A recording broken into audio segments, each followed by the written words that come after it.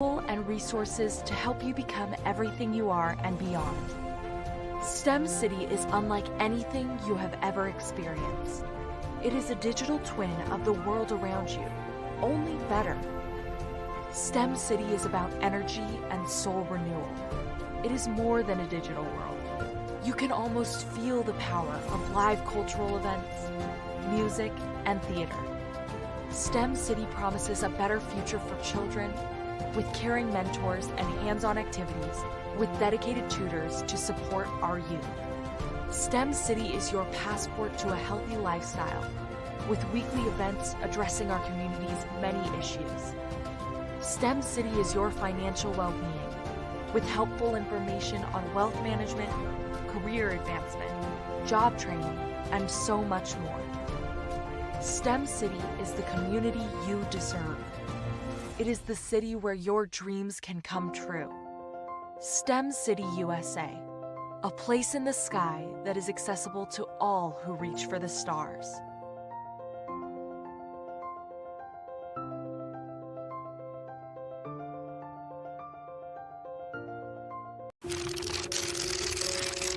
Bravery is not the absence of fear, but the ability to overcome it. We stand for those who defy suppression, who speak out, and those who walk the road less traveled. Everyone deserves to be seen and their voices to be heard. We're sparking a movement, growing a community of creators united by the desire for freedom, choice, equity, and ownership. At Fanbase, it's all for one and one for all. We support each other to guide, promote, and uplift you in a place where you can unapologetically be yourself. A place where your voice, ideas, and creativity are not just welcomed, but celebrated. We are Black founded, minority funded, and supported by a diverse, inclusive, powerful community that believes in the strength of authenticity and individual choice. Regardless of success or background, we welcome you. The marginalized, the underappreciated, the successful, the superstar. We're for all who seek a space to express themselves freely, where they are rewarded for being their authentic, true self. We transcend labels because only we have the right to define ourselves. We are built for the brave, the culture, the creators, and for the future where everyone has the power to shape their own destiny, where all are empowered, voices are amplified, and freedom is embraced. For the first time, you have a chance to own the platform you helped make popular. It's a revolution, a movement in how we connect, create, and share. Everyone is a creator, and everyone has a fan base. Here, you can be you without limits. With over 35 years in the computer field as a self-employed Apple Macintosh computer instructor and FileMaker Pro database developer, Dr. Jimmy J. Davies is finally realizing his dream of creating an international organization, Black, to teach entrepreneurs how to use technology to increase profitability and efficiency while providing global networking opportunities. Jimmy believes that the way to achieve economic equality is through entrepreneurship and that we must embrace technology. Please join us at the virtual Black International Entrepreneur Mastermind meetings every Monday night at 8 p.m. Eastern Standard Time. We hope to see you there. Did you know that approximately 333.34 million businesses exist today, according to a report from 2021? And you may be one of those businesses, or maybe you're not in the business market yet, but you're aspiring to be a business owner. Well, guess what? You're in the right place at the right time. Because let's face it, everything is about timing and opportunity. Hi, my name is Dr. Lotus Richey, and I'm the CEO and founder of the Lotus Richey Coaching and Consulting LLC, along with the Lotus Richey Ignite Show. 15 Minutes of Success with Dr. Lotus Richey, as well as books to boom your business and bring who you are. And today, I want to bring this amazing message to you about the Black Business Network and the Black Business Olympics. See, the Black Business Network and the Black Business Olympics is designed to help people just like you, that's right, that look like me, to take their business to the next level. Not just in your front yard or your backyard, but globally.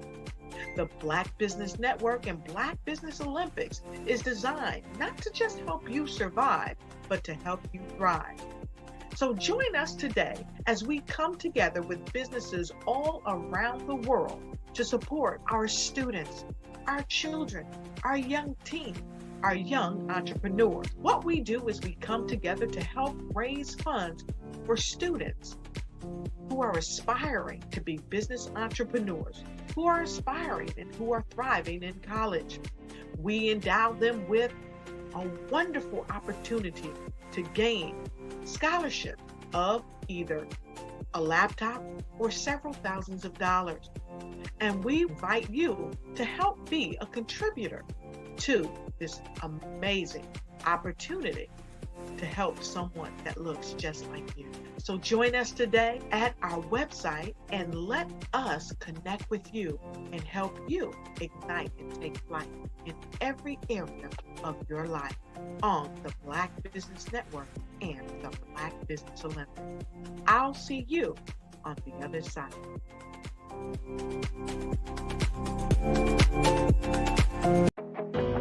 I am Black Business. From the moment I wake until the time I sleep, I am Black Business. I am Black Business. Are you Black Business? I am Black Business. Do you support Black businesses? I support Black business because I am Black Business. Black Business Expo, one of the largest business showcases in the history of Black business in the world. Artist to me is a creative expression of something from nothing. You know, it explodes onto the canvas, or it explodes on in my work. One of the things that I try to do more than anything is I try to just give the lines and the movements and emotions and expressions to what I do. Art really means to me a chance to express how I feel deep down inside. Most of my art begins as a thought that I might have, you know, whether it's sports, whether it's history, whether it's a woman or a man. It pretty much starts as an idea of thought before I get into the actual image of what I'm going to draw. I do a lot of historical pieces. I was a history minor in college, and I love to do history pieces. And a lot of times I'm thinking about history, and then I try to make that history impact you as you look at it. That's one of the reasons I do pictures so large.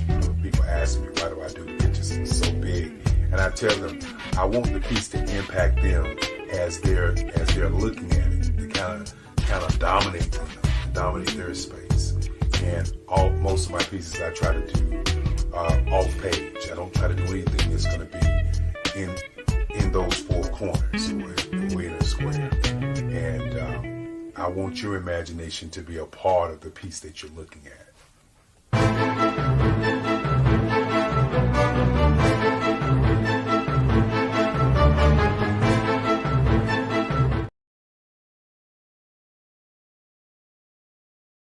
The Black Business Expo's mission is to raise funds for high school seniors going to college or K-12 entrepreneurs. This expo is a fundraiser for students. Please, you may go to www.blackbusinessexpousa.com to donate to the scholarship fund or use the Cash App at $BBXUSA. Our goal is to give laptops and up to $5,000 to 10 students. Students can register online at www.blackbusinessexpousa.com. Every dollar counts. Please donate to the Black Business Expo USA Scholarship Fund.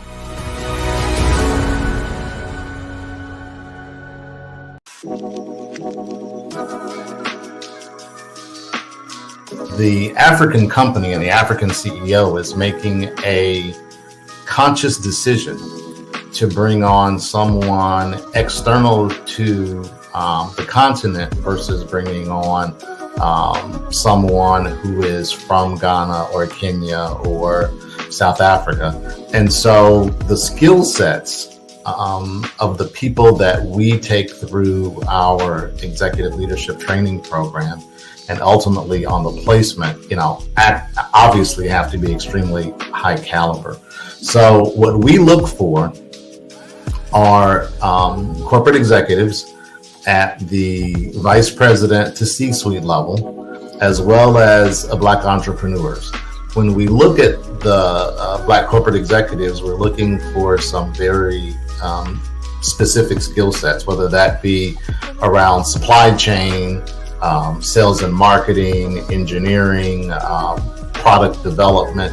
We want our folks to be able to add immediate value to the corporate board, right? And the other thing is, even if they don't necessarily have specific industry experience, they're bringing a diversity of thought.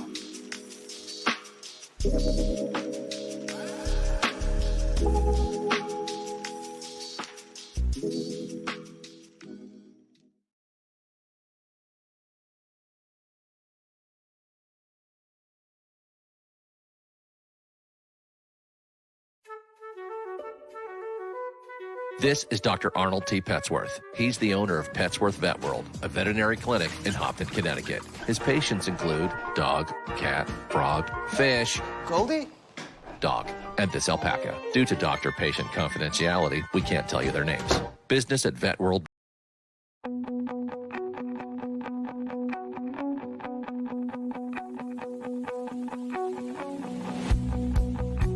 I am Black business. From the moment I wake until the time I sleep. Yes, I am Black business. I am Black business. Tell me, are you Black business? I am Black business. Do you support Black businesses? Listen, I support Black business because I am Black business. Black Business Expo. One of the largest business showcases in the history of Black business in the world. The world! Sign up today at www.blackbusinessexpousa.com or call 919-308-9090. I am Black business.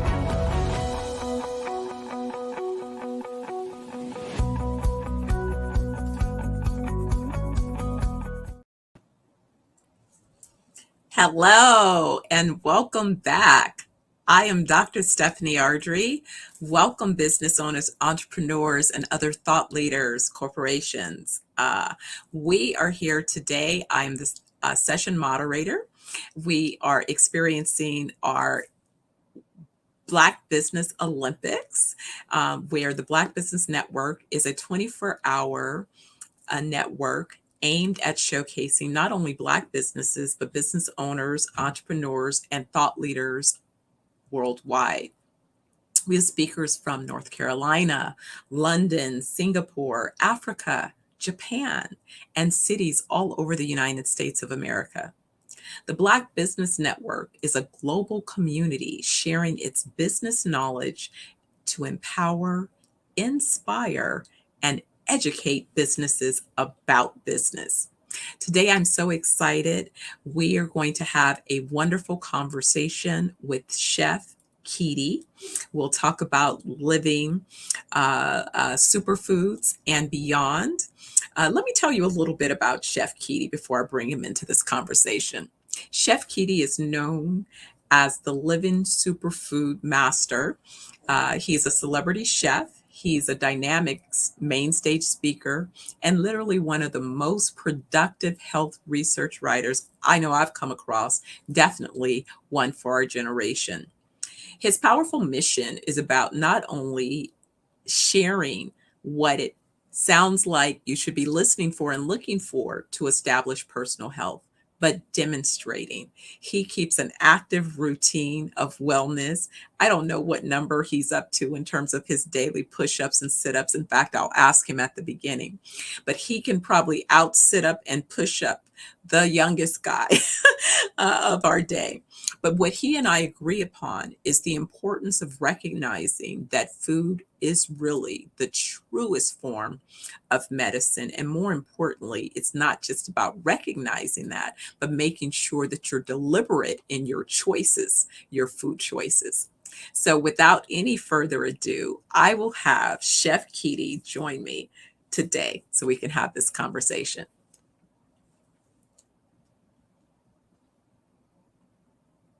And Aquaba, welcome, my beloved sister, Dr. Steph. I hope you are in as beautiful spirits today as you look on my screen. Oh, thank you. Thank you, Chef. Well, it's always fun to get together. I think that this audience has no clue what we're about to dive into, but how are you doing today?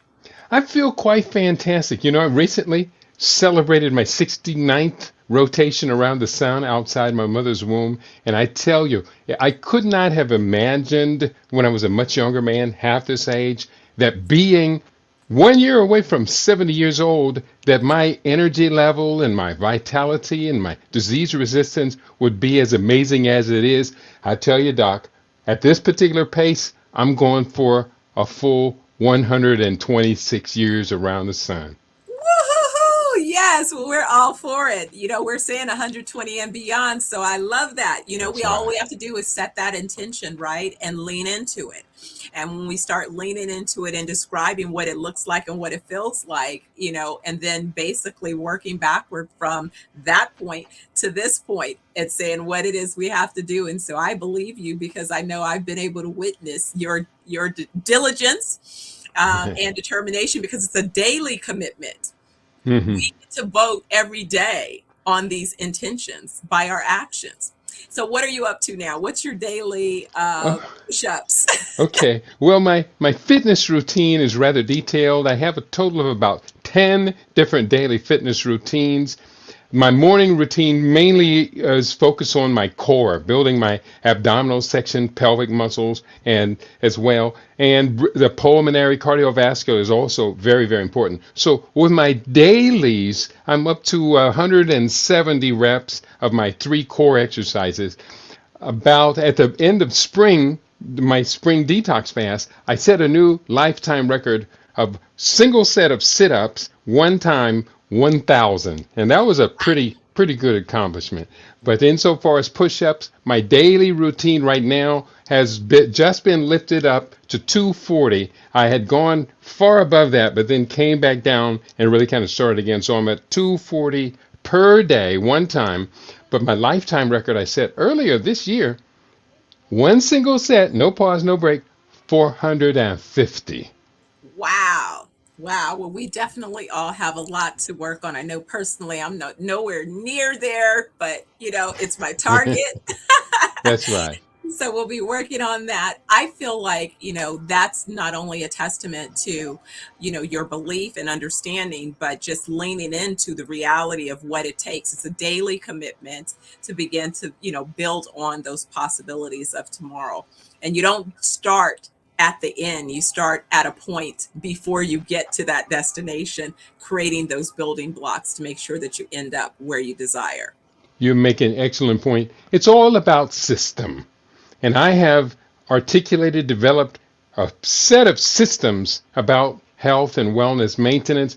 As you know, health is wealth. And in this particular forum with the Black Business Olympics, health and wealth are part of us standing on the top platform, getting the gold medal. So for everybody who is tuned in today, grab a pen, grab a paper, get ready. Doc and I are going to do the best we can to convince you that you are about to embark on an absolutely magnificent journey. Absolutely. So first off, let's jump right into our conversation. I have a few things that I want to discuss with you, kind of highlights, high level.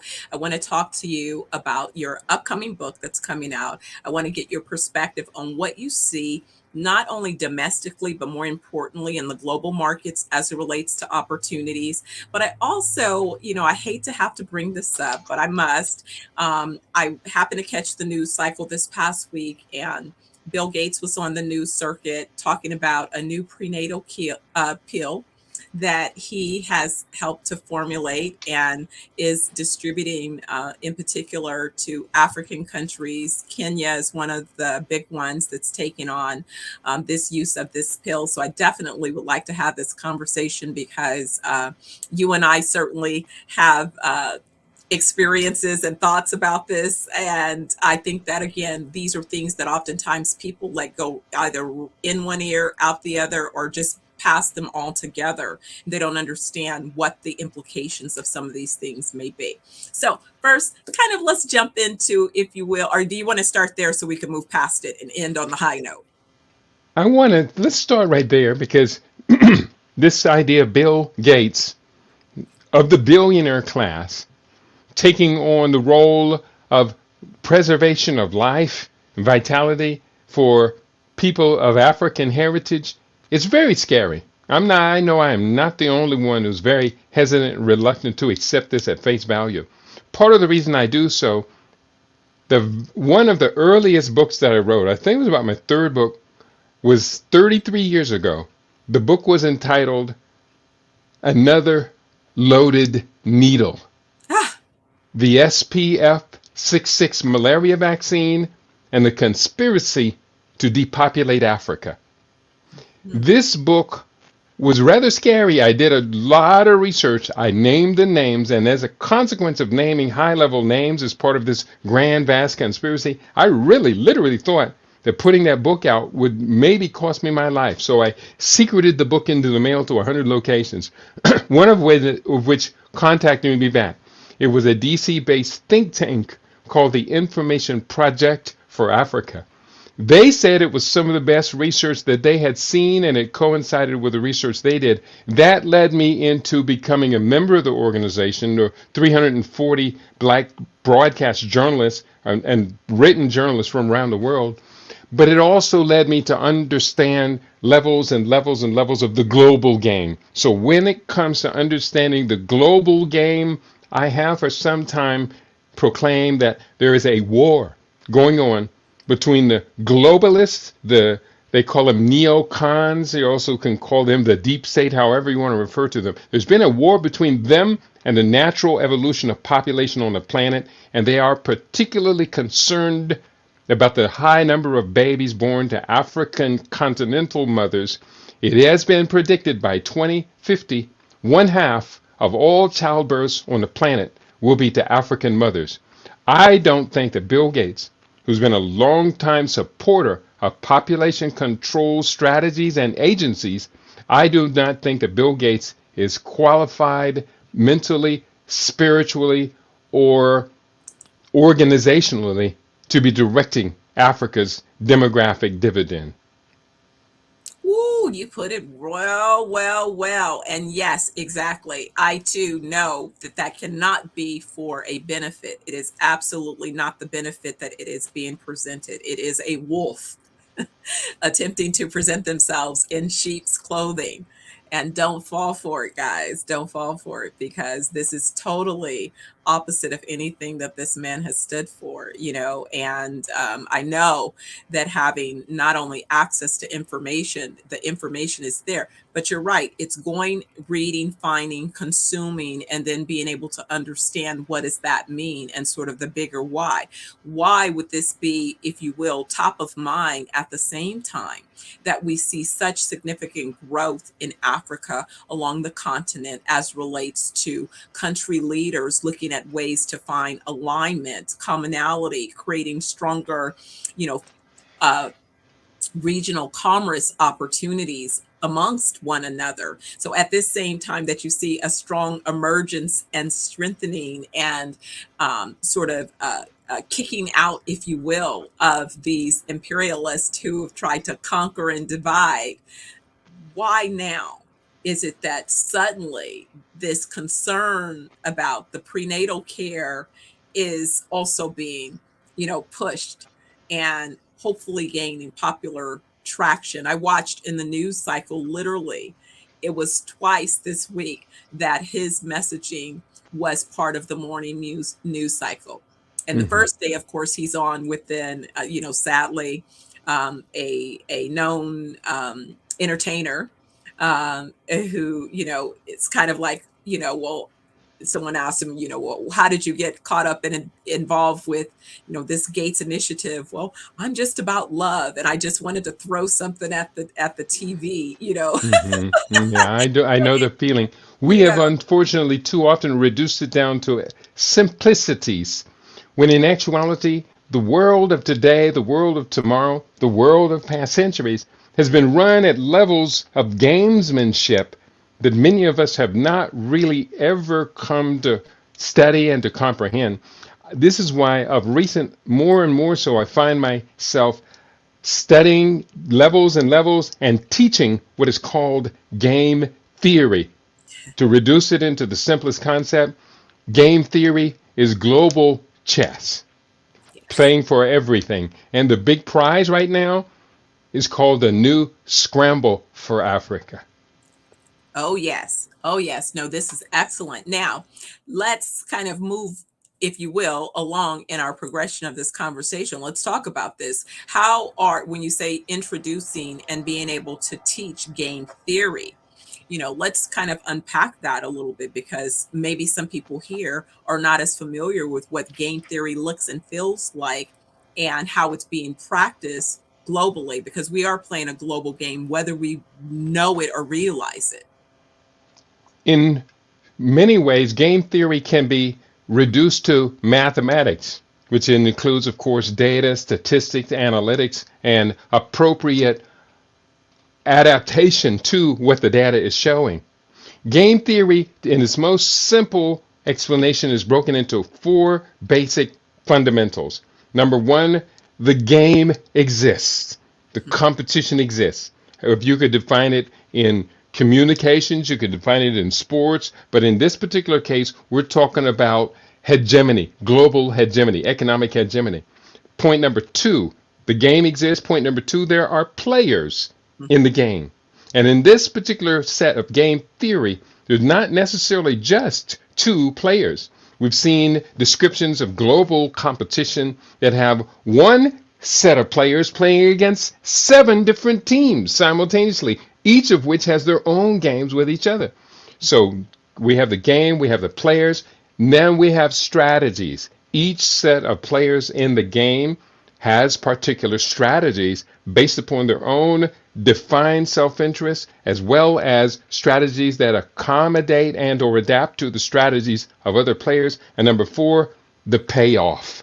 What is the big outcome of the game, the return on investment? Game theory. I could talk probably about 15 or 20 other principles to go with game theory, but I think those 4, the game, the players, strategies, and the payoff, gives anyone interested a good place to start their own research. Absolutely. So when we talk about this, when we think about the continent in particular and the power of the continent, you and I have had conversations about the multi-trillion-dollar opportunities and how those opportunities are uniquely, are opportunities that in particular those of us of African descent in America could be uniquely poised to participate in. However, what happens oftentimes is we fall prey to the propaganda. We fall prey to limited beliefs. We fall prey to, all of the other things that are aimed at distracting you from focusing on what you really should be focused on. We usually have some kind of, media shows that are put on for consumption that prevent people from consuming what they really should be consuming. You get caught up in the gossip or the distraction, if you will, of the day. But the reality is there's a reason that Africa, the continent, is in play. And you and I understand that it has a lot to do with the resources. And including the greatest resource on the planet, childbirth, human resources. Exactly. And this is, I think, the thing that a lot of times people have missed when we talk about your health is your wealth, but someone has literally determined that your life is their wealth creation tool and vehicle in a couple of ways. One, you're groomed to consume the goods and services that typically they create, but more importantly, you're forced to consume those things, even in ways that you don't realize that you're voting to consume those things, meaning those things are being designed to be addictive, destructive, and dangerous. That part, but also the source of, if you will, the various materials that go into creating some of these products and services are uniquely sourced from regions of the world that are oftentimes outside of these communities or countries attempting to control those resources, which then creates this conflict and the need to control the communities that Yeah. are in existence around these resources.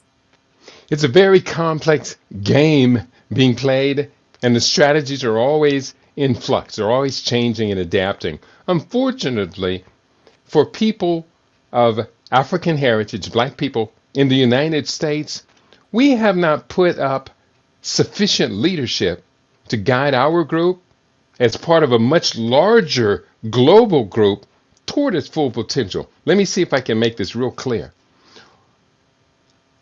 I am of African heritage. You are of African heritage. We're both probably the first to stand up and say, I am proud to be an African on this planet, with my motherland continent being the heart of our people. Chinese people will stand up and say the very same thing. Indian people stand up and say the same thing. European people will stand up and say the same thing. But if we look at who is on this planet, a lot of people don't realize that since 1997, Africa finally caught up with the missing population from 600 years of demographic devastation, stealing our children, stealing our childbearing age, bringing them to another continent, not only working them literally to death, for an average life expectancy was 30 years, but also taking their babies and their babies' babies. And we've always regarded children into the family as our wealth. With these people, we're selling off our children. Africa was missing 600 million people because of the slave trade. And that's just between the height of it, 1600 and 1880. But by 1997, Africa recovered those 600 million. Now, today, some 27 years later, Africans are the number one ethnic group on earth. And most of us aren't even clueless that that's a fact and what it means insofar as power potential. There are right now 1.755 billion people of African heritage all around the planet. That's significantly more than the Chinese, significantly more than the Indians. Now we have to figure out, what do we do with a planetary demographic dividend? And so that's where one of the critical reasons why I write books on health. Because with that many people, if we're disproportionately ill, then we're not just bringing ourselves down, we're bringing nations down, we're bringing the planet down. But if we are proportionately healthy and productive and creative and wise and inventing and making patents and taking our patents to industry, using natural resources that are available on our own mother continent, then we see a whole new dynamic on this planet begin to shape up. We call that dynamic, which is now firmly appearing, we call it Africa Rising. Absolutely. And it's definitely the right season. I say that as I look at the journey and I think of where it is I am along my journey, I'm so excited to be at this stage of, if you will, development and competency, but more importantly, of consciousness and awareness, and having the innate desire, to want to be about creating this next and contributing and collaborating. That brings me so much joy and excitement that all of the experiences have really a value and a purpose, and the ability to offer that then back to my family, my people, and to help them to build strength. Now, we also have to overcome, the messaging. When I think about it, I was telling someone, one thing I noticed that as I traveled around, it's sad. I could see evidence of where from again, my lens, the Americanization of food systems around the world has kind of caused the same outcomes with people. People that I see consuming some of the same food tend to end up in similar states. I was having a conversation with a friend about an elder who seemingly has gone into a fast slip with dementia and early onset Alzheimer's. But she shared that, you couldn't say anything to this person because their daily breakfast consisted of a McDonald's breakfast every day. And that led them to a hospital stay. But you couldn't break that pattern of this particular McDonald's meal every day. And so it hit me. I said, this man is exhibiting behavior that sounds like he's got mad cow. Yeah. Mad cow, or what I call chewicide. No, no matter how you slice it. But the sad thing is as you mentioned, is it's sad when disease consumes one's mind and then and That's their right. body, because also that is creating trauma in the family. Immediately, the immediate family, as well as the next couple of generations, are impacted by this trauma. And this is something we have to realize, is that there are serious consequences when we're making these decisions. The decisions that I make about how I care for myself is not just about how I care for myself. Yeah, It's it's so going to, very important. That's right. yes, In fact, what you're speaking about, as you mentioned earlier, I do have a new book coming out. This has been my first book of the year. After 10 books last year, I decided to pause, but then I couldn't pause anymore. But the new book, Living Superfood Solutions, Using Diet and Nutrition to Prevent or Cure Chronic Diseases. And literally, I've just been today writing on the very same subject you're talking about, nutritional management of mental health. So when it comes to all aspects of mental health, be it brain health, neurological health, cognitive function, motor function, sensory function, social, emotional, behavioral health, all of them have a strong correspondence to nutrition and diet and the functioning of the body's 18 integrated systems. So I'm glad you bring this up. The good news is there is great news. The great news is we can start to prevent cognitive decline, dementia, Alzheimer's, Parkinson's, neurological disorders like MS and all. We can start to prevent those in our 20s. The bad news is the food addictions that we have adopted along the way and this cultural paradigm that has been fixated in what we have been calling soul food has unfortunately led us on an alternative pathway from longevity, healthy lifespan, etc. And when we look at the metrics, when we look at the data, sad to report, compared to other ethnicities in the United States, African Americans are not doing good at all. We've got a lot of key issues to settle. The good news is we got great information to settle it with. that's the part. And so it's basically, I'm seeing around and around more folks wanting to lean in. I find it so fascinating, and I'm sure it has a lot to do with the algorithms, but I love it on, for example, my Instagram. I see a number of thought leaders speaking up. I see the transformation of previously indoctrinated MDs into Western philosophies, articulate the voids and their understanding and training, and how they've adopted new training and information so that they can make better decisions about patient care and hopefully lead towards patient outcomes. How some have shifted from, again, a cut and poison philosophy to more of a preventative approach, and recognizing that food is truly the source of the medicine if it is that you can identify the appropriate food and the food that has true nutrition and nutritionally dense outcomes. However, we have to at the same time recognize, Gates and crew have been buying up farms around the globe. They figured out how to perfect growing fruits and vegetables with ingredients that they desire to have you consume that also may not be for your wellness.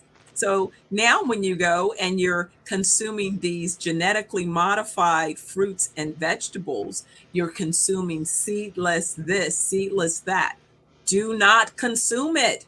Why? Why should we avoid these genetically modified versions of the so-called food that nature had already perfected? That's right.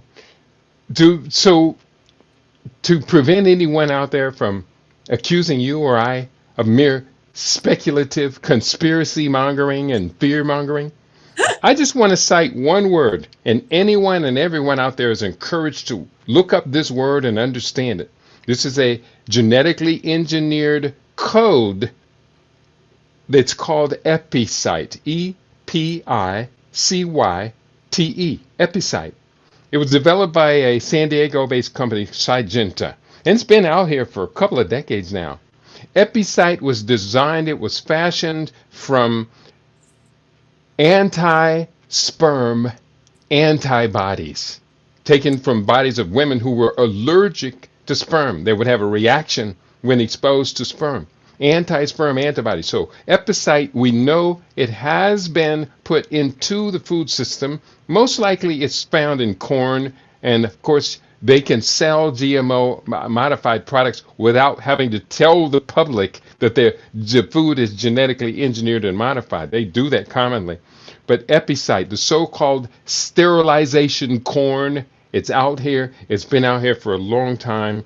I have my suspicions of where it most likely will be encountered, but the overwhelming majority of people, when they're buying non-organic corn, non-GMO corn products, would be corn, different types of corns and cereals. It could be cornbread, a lot of different products. They are totally unaware that that food could likely contain sterilizing genes. At that particular point, it's a crisis, it's an emergency, and we need to step up to the nature of the game as it's played at that level. It's so sad that you mentioned that. I'm thinking back that I haven't had corn in forever, but I attended an event, and it was a family affair, and one of the big stations set up was this corn on the cob. And he was making corn on the cob. He was adding mayonnaise and then rolling it in Parmesan cheese and then, adding some other stuff. And so, people were standing in line to get this corn. And so I remember him saying, okay, well, I have one for you. And I was thinking to myself, I'm not sure if I want to try that, but, again, not trying to be too, whatever. Oh, my goodness. I tried that. And I'm telling you, I had a stomach ache for a good month. I had to do multiple detoxes to get that to finally break down and pass through my system. And I said, never, ever, ever, ever, ever again. But when I think about it, it's like, oh my goodness, it literally created a tummy ache. Yeah, what you're describing was a serious cholesterol and a combination of cholesterol and saturated fats. It's just way too much. Probably had too much sodium in it as well. That's a metabolic disorder bomb that they're feeding the people. But the taste buds like the salt. They love the sweetness of the corn, and they love the fat. Salt, sugar, fat. The brain is pre-wired to desire these particular nutrients. The problem is the modern day food system delivers these critical components of nutrition in an absolutely wrong methodology. And so when we talk to people about nutrition, I think about the SAD diet and how many people believe that that is a dietary practice worth following, or just the absent-mindedness or the rush or the whatever the combinations are of just buying things to consume, not recognizing the impact of what it is you're consuming, not only on yourself, but on your family, who you are constantly feeding these things. Someone on Instagram the other day was showing, ingredients, and one of the doctors said, wait a second, there should be no more than 3 ingredients to make this item. Why am I looking at a list of, 20 different ingredients?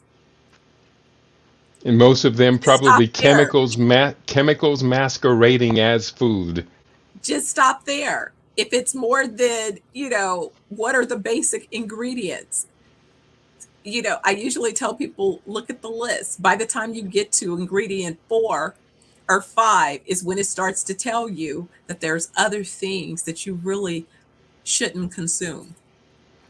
Another clue is when you cannot pronounce the words, it's probably not food. It's probably a chemical formula at that particular point.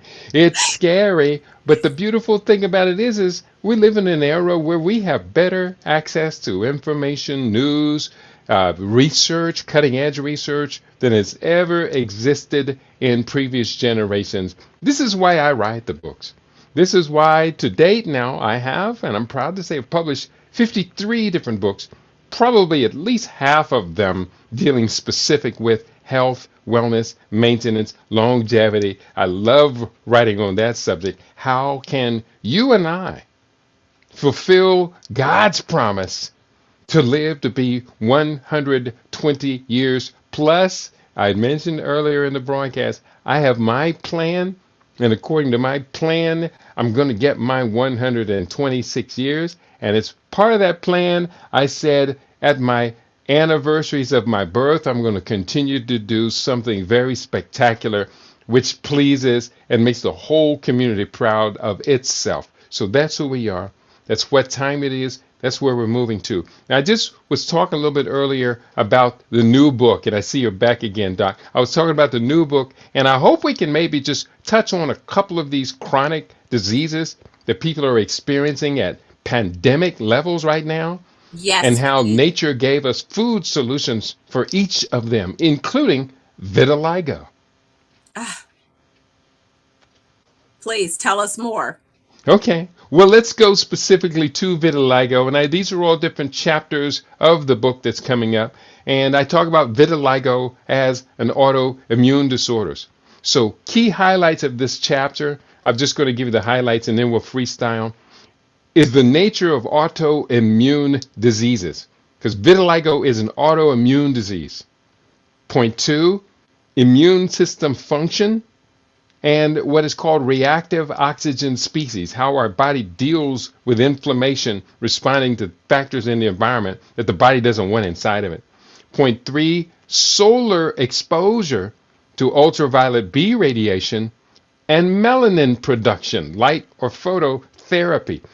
We're living in a sad environment where the same people who want us to eat a sad diet, standard American diet, are also telling us stay out of the sun. Well, nature didn't necessarily tell us to stay out of the sun, which is how we got so black in the first place. 4.4, we talk in this chapter about reversing the melanocytes dysfunction. That's essentially what vitiligo is. The melanocytes, which produce the melanin and also interact with the solar radiation to convert energy in the body, these melanocytes have become dysfunctional because of the autoimmune system disorder. And point number 5, the solution is this pathway. We're hearing a lot about stem cell activation. Well, I don't need to, you don't need to spend $5,000, $50,000 on stem cell therapy. When your body makes stem cells throughout the course of its life, we just have to learn how to tell the body to do what you were designed to do.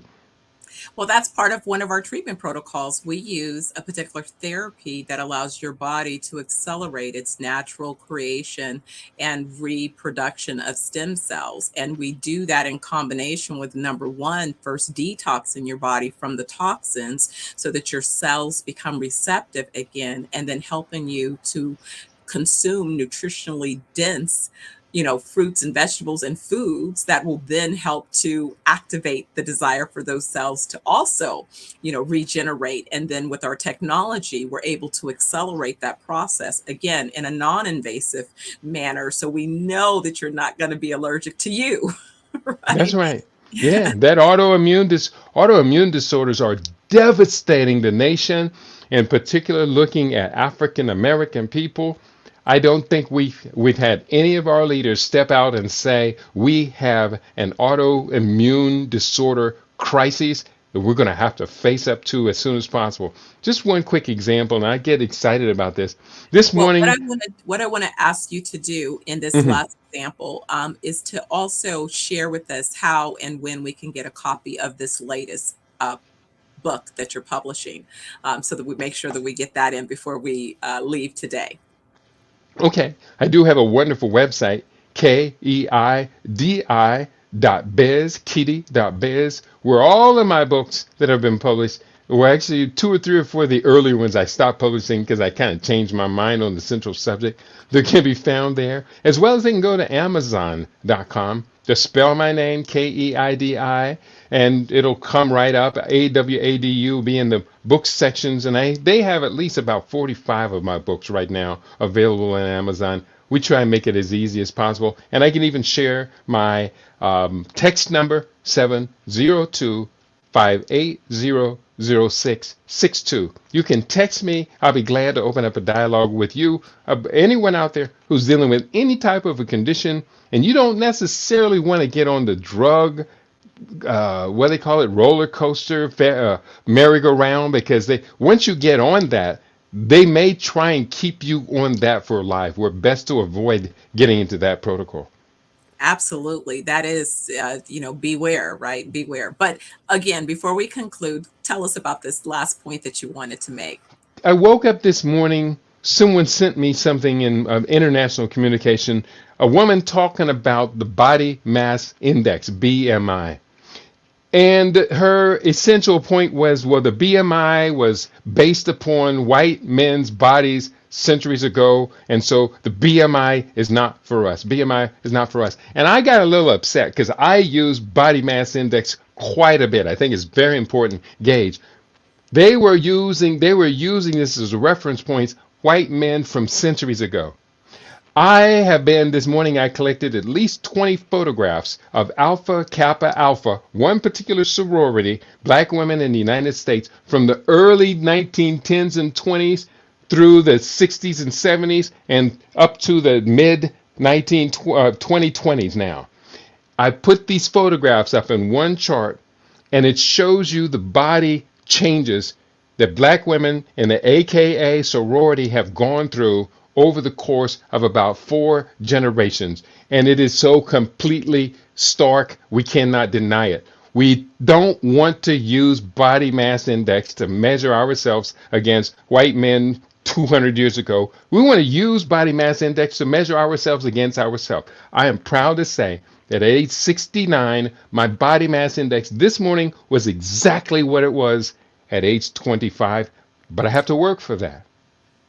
Absolutely. Well, I think that that's the most valuable part. And so for those of you that want to learn more about Chef Keidi and his amazing work, again, go to keidi.biz, as well as go to Amazon, and you can get access to his very well researched and published books, covering a number of topics, but all in are overall addressing not only your health, but your wealth at the end of the day. Keidi, thank you so much for this conversation and all of the other ones leading up to, and all of the more conversations that we're going to have beyond this.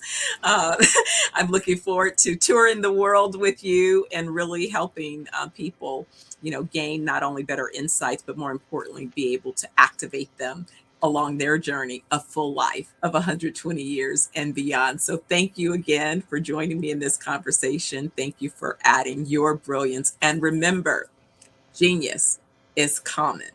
And I will see you on the other side.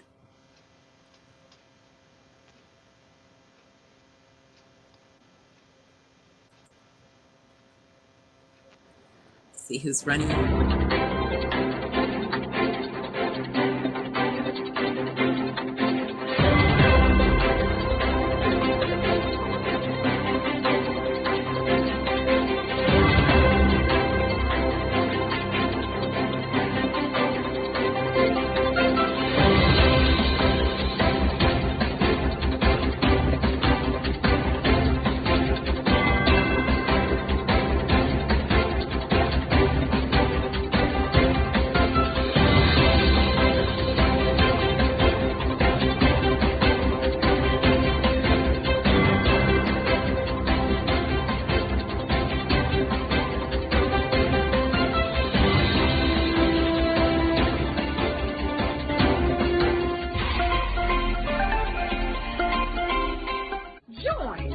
Dr. Eric Kelly III and a host of phenomenal speakers from all around the globe for this 7-day virtual event that you don't want to miss.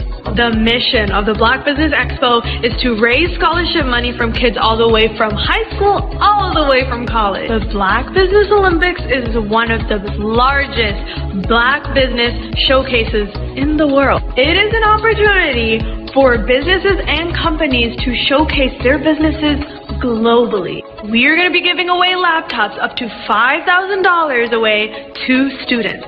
Again, I'm Olivia Appleberry, the founder of 2 Cents Finance and one of the speakers for the expo. I am so excited to see you there. For more info, go to www.blackbusinessexpousa.com or call 919-308-9090 and hope to see you there. I am Black Business. From the moment I wake until the time I sleep. Yes, I am Black Business. I am Black Business. Tell me, are you Black Business? I am Black Business. Do you support Black businesses? Listen, I support Black business because I am Black Business. Black Business Expo, one of the largest business showcases in the history of Black business in the world. The world! Sign up today at www.blackbusinessexpousa.com or call 919-308-9090. I am Black Business. I am Black Business. From the moment I wake until the time I sleep, I am Black Business. I am Black Business. Are you Black Business? I am Black Business. Do you support Black businesses? I support Black business because I am Black business. Black Business Expo, one of the largest business showcases in the history of Black America in North Carolina. Join Dr. Eric Kelly III and a host of phenomenal speakers from all around the globe for this 7-day virtual event that you don't want to miss. The mission of the Black Business Expo is to raise scholarship money from kids all the way from high school all the way from college. The Black Business Olympics is one of the largest Black business showcases in the world. It is an opportunity for businesses and companies to showcase their businesses globally. We are going to be giving away laptops up to $5,000 away to students. Again, I'm Olivia Appleberry, the founder of 2 Cents Finance and one of the speakers for the expo. I am so excited to see you there. For more info, go to www.blackbusinessexpousa.com or call 919-308-9090 and hope to see you there. I am Black Business. From the moment I wake until the time I sleep. Yes, I am Black Business. I am Black Business. Tell me, are you Black Business? I am Black Business. Do you support Black businesses? Listen, I support Black business because I am Black Business. Black Business Expo, one of the largest business showcases in the history of Black business in the world.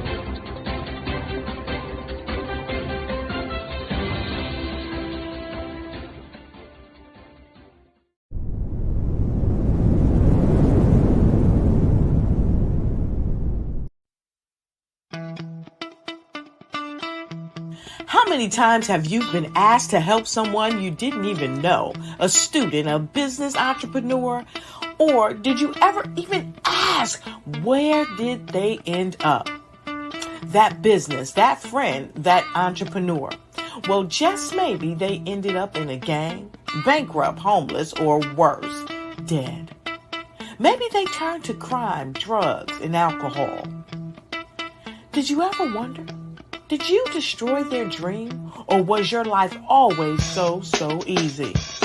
At the Black Business Olympics, we started a movement to help students complete. Give them hope and foster success.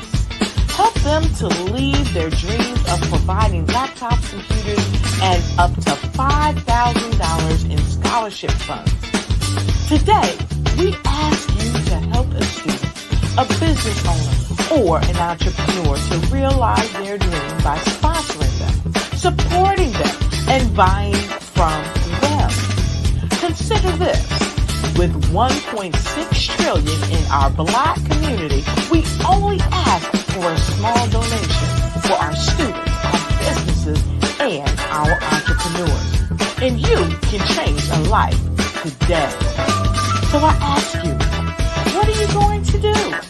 Sit on the sideline and watch our students in high school be leaders, miss out on their dreams from lack of resources? Or are you going to donate to the movement and change their future and yours as well? Give us a call today at 919-308-9090. Change their life by investing with action to the Black Business Olympic Fund. The Black Business Olympics, one of the largest business showcases of Black business in the history of the world.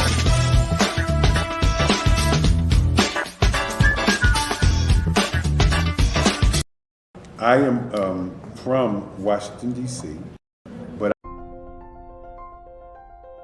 What if you could build your own city? A place where every child can find nurturing people to help them achieve their full potential. A place where every adult can access job training support, where health education is abundant, where social justice ruled the land. A place without limitations. Welcome. You have arrived at STEM City, USA. It is what every city should be. A safe and trusted community where you find people and resources to help you become everything you are and beyond. STEM City is unlike anything you have ever experienced. It is a digital twin of the world around you, only better. STEM City is about energy and soul renewal. It is more than a digital world. You can almost feel the power of live cultural events, music, and theater. STEM City promises a better future for children with caring mentors and hands-on activities with dedicated tutors to support our youth. STEM City is your passport to a healthy lifestyle with weekly events addressing our community's many issues.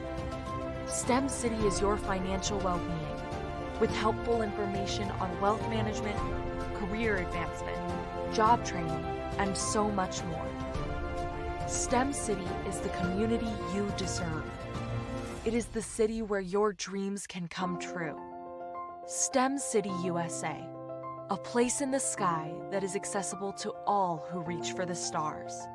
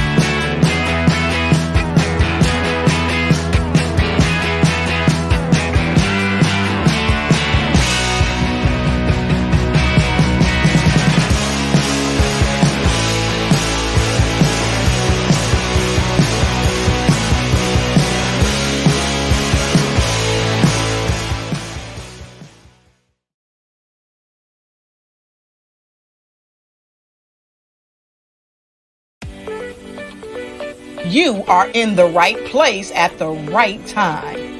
The Black Business Network opens again for its Black Business Olympics, a 24/7 broadcast on business, strategies, global branding, social media marketing, finance, advertisement, and much, much more. Featuring the top, most powerful entrepreneurs and speakers and thought leaders from all around the world as they gather together for this phenomenal event. Join the Black Business Network streaming live into the metaverse, STEM City, USA, Black Multiverse, Pod TV, Roku, Hulu, iHeartRadio, Apple TV, YouTube, TikTok, Instagram, Google Podcasts, Facebook, LinkedIn, IBM TV, Spotify, and Twitch. Tune in today and be a part of this amazing movement. The Black Business Olympics welcomes you. Hello, I am Dr. Eric Kelly III, the visionary strategist and founder of the Black Business Olympics. I invite you to showcase your Black-owned businesses on the Black Business Network global stage. The Black Business Olympics is a global Black Business Network platform that propels Black-owned businesses into the international spotlight. By showcasing your business on the Black Business Olympics platform, you can reach a worldwide audience of potential customers, partners, and investors. You can also establish yourself as a thought leader and expert in your field, attract lucrative partnerships, and more speaking engagements. In addition, the Black Business Olympics platform provides a valuable opportunity to connect and collaborate with like-minded entrepreneurs and business professionals from around the world. This can lead to new business opportunities, ideas, and relationships. Finally, by sharing your story and expertise on the Black Business Olympics platform, you can inspire and empower others.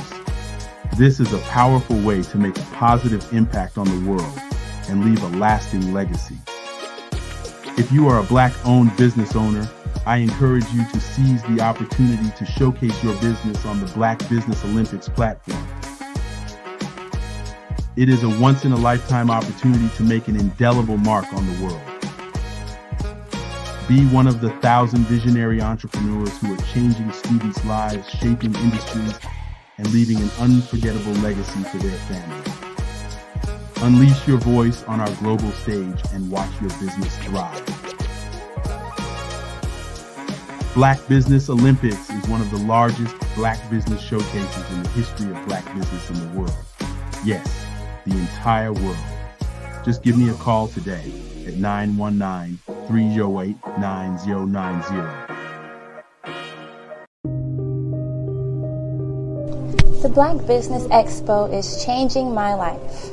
This year, they are giving away laptops and even $5,000 in cash to students just like me.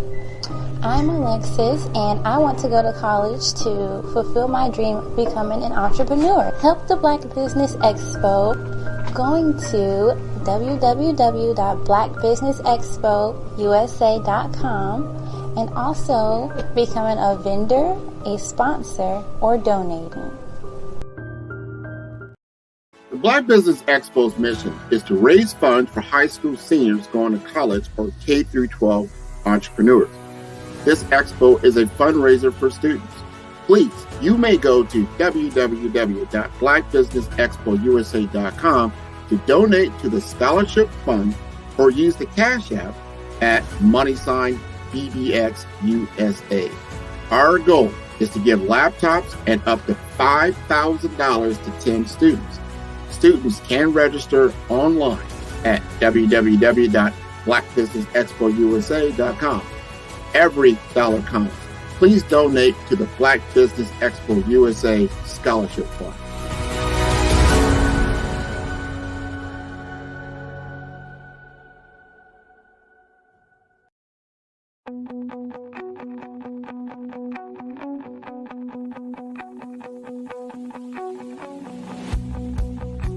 I am Black business. From the moment I wake until the time I sleep. Yes, I am Black business. I am Black business. Tell me, are you Black business? I am Black business. Do you support Black businesses? Listen, I support Black business because I am Black business.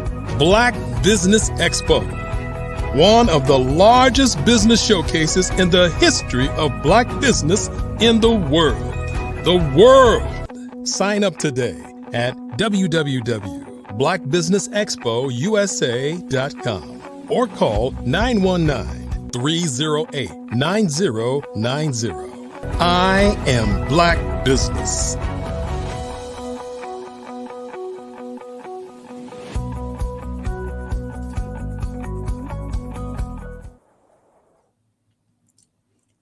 Greetings. I am Dr. Stephanie Ardrey. Welcome to this session, business owners, entrepreneurs, thought leaders, and corporations.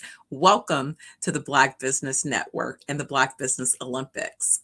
Today, I'm your moderator for this session. We're going to have a wonderful conversation.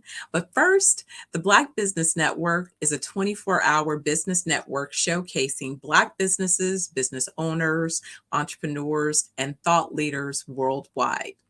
We feature speakers from North Carolina, London, Singapore, Africa, Japan, and cities all over the United States.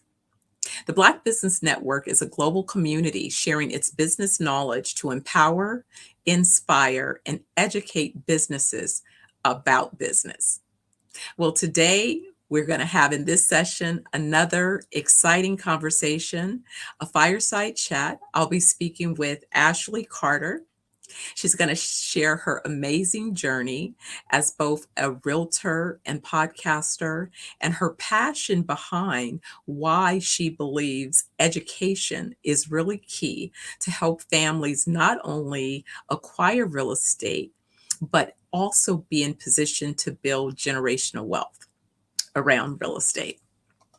So let me tell you just a little bit about Ashley and how she decided to embark upon this particular journey. As I mentioned, she's a realtor and she has been successful in terms of delivering and helping families identify and acquire real estate assets. And she began her career, let's see here. I'm sorry, I'm having a little bit of a technical issue here pulling up her bio. Let me get you. Here we go. Sorry about that. Ashley is a dynamic professional speaker, dedicated realtor, educator. She empowers families to build lasting legacies through home ownership, education, and understanding the strength of family. She has a heart rooted in service and a vision for generational impact. Her work really transcends the real estate industry and touches lives in a profound and meaningful ways. She's not only built a successful career as a realtor, learning her first deal months after starting in the industry, but she's become known, both recognized by her brokerage in the President's Club, but known for her expertise, her integrity, and her ability to guide clients through really what is one of the most significant transactions many will contemplate, and that is making a personal decision to acquire a property for home ownership that hopefully will begin to be the foundation that they build their family's generational wealth upon. So with that, I bring into our conversation Miss Ashley Carter. Thank you. How are you? Fabulous. And how are you today? I'm good. Thank you for asking. Wonderful, wonderful. Well, it's exciting to have this conversation with you. I too know a little bit about real estate, so it's one of my favorite topics. So tell us a little bit about your journey and why it is you approach real estate from the standpoint of not just being a realtor, but really recognizing that it would give you a platform that you could use to begin public speaking and then building from there. So my journey into professional speaking began with a desire to serve and empower others.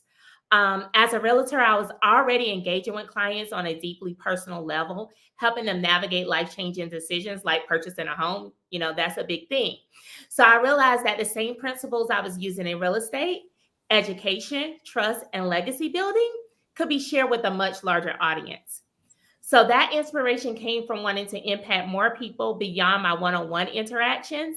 And I wanted to help families create legacies through home ownership, education, and family values. And I felt like speaking was the perfect platform to do that. Wonderful. And so, what were some of the things that you looked at in terms of developing not only your speaking platform, but audiences? Where did you begin to target audiences when you first started? So I started to look at people like me, who was a first-time home buyer, people who just wanted more. I really targeted younger professionals.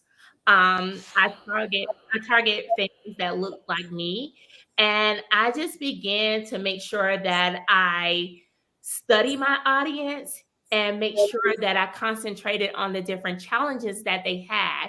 And from there, I gave my real life experiences, and I made it where the authenticity and the just being basically genuine about what I was saying attract my audiences that way. Fabulous. Well, one of the things that you've created is what you call the Ashley Carter experience. Tell us a little bit more about the message behind your ACE experience and how that really connects with your audiences. So ACE is all about helping people, right? And it's all about hard work, dedication, consistency, and faith. For me, those 4 pillars have been instrumental in my life. Faith is pretty much the foundation of anything, right? And so if you believe it, it can happen. Everything starts with a dream, right? And so I have an opportunity to give that to others, but I want them to start by believing in themselves. Every professional development that I've done, from the time that I was in college, as an educator, as a realtor, everything evolves around your mindset. Even going to church on Sunday, it evolves around your mindset, right?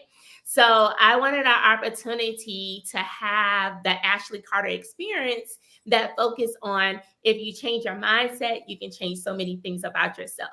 If you believe it, you can achieve it. So just thinking about back to like the messages that I got growing up as a kid and how they were instilled in me gave me the opportunity to create the Ashley Carter experience, to go back to empowering people that look like me, who are young and who's trying to do this thing for the first time and have no absolute idea on how to navigate this process. And so are you finding that oftentimes, not only the combination of you understanding mindset and incorporating your faith, how is that being received with your clients who are, again, determining that they're going to, make that decision, set that intention to acquire real estate? And oftentimes, are you finding that some of your clients are these first-time home buyers, meaning first time within their families, or are they, coming from families where pretty much they've pretty much always bought real estate, so they kind of know that it's something that happens in the past? Or are you finding, brand new families going, well, we didn't necessarily own, but we want to move into home ownership? So both of those areas are the areas that I'm attracting. So I'm attracting a lot of first-time home buyers who are first-generation buyers as well, right? And then you're getting those ones who, okay, I'm renting, but I feel like I'm throwing away money. Let's try to make a better decision at this point. I'm at, my mom owned a house, but I really don't want that responsibility, but I'm tired of throwing away money, right? So I'm grasping all of those groups of people, but I find myself just basically just being honest with them and being as transparent as possible, right? So when I'm talking to them, I tell them my life experiences, and I go and I take it all the way back to my grandparents being sharecroppers, right? So I explained to them, my grandparents were sharecroppers for a while, and then my grandmother was born in 1921. That's over 100 years ago, right? But her and my grandfather, they were able to obtain 6 pieces of property, and we still have those properties in our family at this time. So for me, that's a big part of giving that legacy and, just encouraging people that, hey, if they can do it, sharecropping, we definitely can do it, right? So when they see that and they see that fire in my eyes and that desire that I have, that I want to be great and I want them to be great, because not only am I rooting for myself, I'm rooting for them as well. They feel like, oh, I can definitely do this at this point. It targets so many things. I think people don't realize when you own something, you treat it differently, right? Not only that, you get that empowerment that you can do more because you've made that big step. And now you have assets. So you're able to have leverage in your area. You're able to make different business decisions, and you can utilize your home as collateral. You can borrow off of your home. There's so many different things that you can do to take you to the next level. And my goal is just to tell the world about it, right? Sometimes in underprivileged communities, that education is missed. And my goal is to make sure that I'm going around to different places, like whether it be at middle schools, high schools, whether it be seminars that I can, put on in the community that I'm from. My goal is to make sure that I get that education out because, the lack of knowledge plays a big part in us not achieving our goals. And that's why I preach about education. Like, education is so powerful. Not just having the book sense, but just being educated in so many various areas. Absolutely. I answer your question because I like to talk. No worries. Well, absolutely. Well, I think it's also interesting because you talk about, the communities you impact, but you also have a number, as we say, we all have these different titles. I mean, you're a mother, you're a wife, and you're a businesswoman. And so even when you look at the dynamics of your experiences in educating others, how are these messages, not only received, but also part of your family dynamics with your own, household and your children? What are they learning? What is your family taking in and learning by just watching your example? So I have a big family. I have 2 older girls. They're 20 and 17. And then I have a 6 and a 7-year-old, right? So me and my husband started all back over again, right? But I have one little boy. And, my thing is, someday I tell him, you're going to be a husband. You're going to have to provide for your family. You're going to have to carry daddy's business on. And the same for my girls. You can have it all. You can be the wife. You can be the mother. You can also be the businesswoman as well, And I try to tell them that education is the key. Education is very important in my house. If one person is not getting it, then we're all not getting it. We're going to have to focus on that person so we can bring them up to where they need to be. My son has had struggles with reading, right? And, he's my only little boy, and it really pulls on my heartstring when I talk about it because, I have these big dreams for him. I want him to be great. Sky's the limit for him, right? But a lot of times our kids are not getting what they need because we're not educated or we're afraid to say something, right? So in my house, we talk about asking questions. No question is a dumb question. We talk about being honest and transparent. Like, sometimes you just have to say what it is to get the help that you need. I think a lot of time in a community that looks like me, a lot of times we're ashamed or we're inferior of what others may think when we're not honest about what's going on. So having that opportunity to show my children that your voice matters means the world to me. And I try to model that every chance that I get with them. Well, that's so important because it is really about having those conversations. I say we create the first educational environment in our households. I happen to be one that believes strongly in education. In fact, so much so that I created what I call was the womb experience. I started teaching my son while he was yet in the womb. He affectionately likes to say things like when he was sharing a body with me and all of the education that was happening. But, it's important that, again, the messages that I received from my mother was that the educational system was just that. It's for my education. The people that are being paid as the teachers, they work for me. And if it is that I'm struggling in any way with how they're communicating the information that they're supposed to be communicating, then it's on me to let them know that they need to make a course correction and communicate in a different way, because the way that they're communicating is not landing. So it's not working for me, but also at the same time, being able to hold myself accountable for my piece of that relationship process in how it is that I'm prepared to learn and engage. And I think that that understanding begins at home. When we tell our kids that the teachers in the classroom are not these big, scary people, they're there to work for you. Mommy's, daddy's taxpayer dollars are paying their salaries. You are employing them, and their job is to put forth the education. And if it is that it's not being translated in a way that's meaningful, you have to use your voice and you have to let people know, I'm sorry, I don't understand that. And there's no shame in not understanding. We should remain curious and we should always question. And there's a way to question. You don't have to do it in a disrespectful manner. You can just say, hey, I don't understand this exactly. I understand A and B, but this C part, I don't see the correlation. So let's see how we can clarify that better. So I love that you not only bring into your household and to your family the legacy that your grandparents created, and basically helping your kids and then ultimately their kids know about that legacy that was started by your great-great-grandparents and how you're continuing to build upon that legacy. And I would think that that would land pretty powerfully for the audiences that you're engaged with, because people, again, look to you from that level of authenticity. So Right. you're living what it is you're teaching. You're not just talking about it. You're living, and you're having that impact on your own family, which Right. demonstrates that this is what you're bringing home. How have you found that in terms of not only your family in that immediate community, but even if you say, your friends, your kids' friends and their families, how are they also sort of impacted, even if not directly, but indirectly, by not only the speaking opportunities that you're taking, but the education that you're putting forward? I try to provide a safe space. A lot of times we don't feel safe and we're not in a place where we feel comfortable with feeling our heart, sharing our heart, or even opening our heart.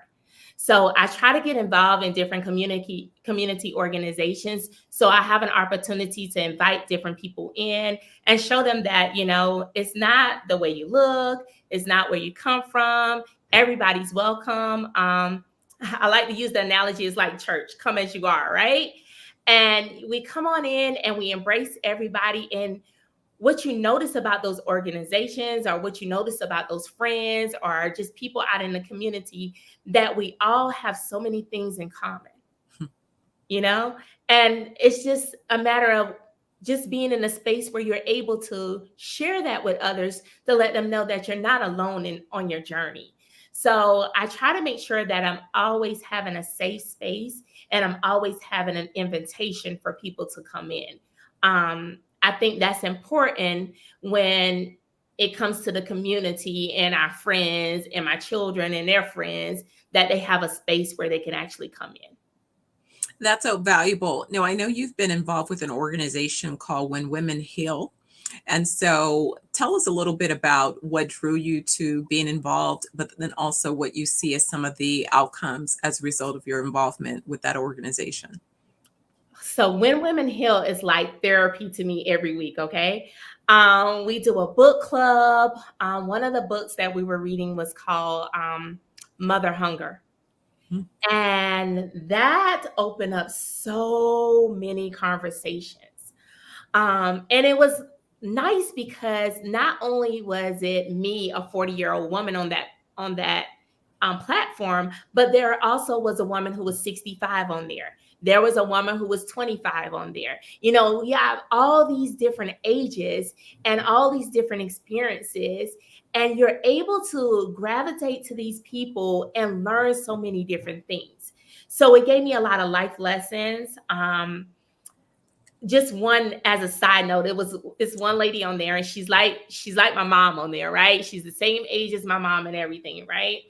And there are times when I'm like, Miss D, Now, y'all grandmothers be doing a whole lot, you know? And I'll tell her, I was like, you're supposed to be on my side as my mom, but I feel like you be taking the children's side. And one of the important things that she said to me was that a grandmother holds the entire family together. So sometimes the grandmother has to, talk on this person's side a little bit and talk on that person a little bit so that person can have that safe space. And I don't think the conversation had ever been told to me quite that way.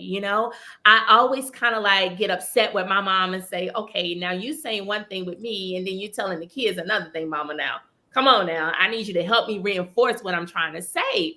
But when Miss D kind of laid it out to me that way, it kind of changed my whole outlook and perception on the conversation or the things that were happening.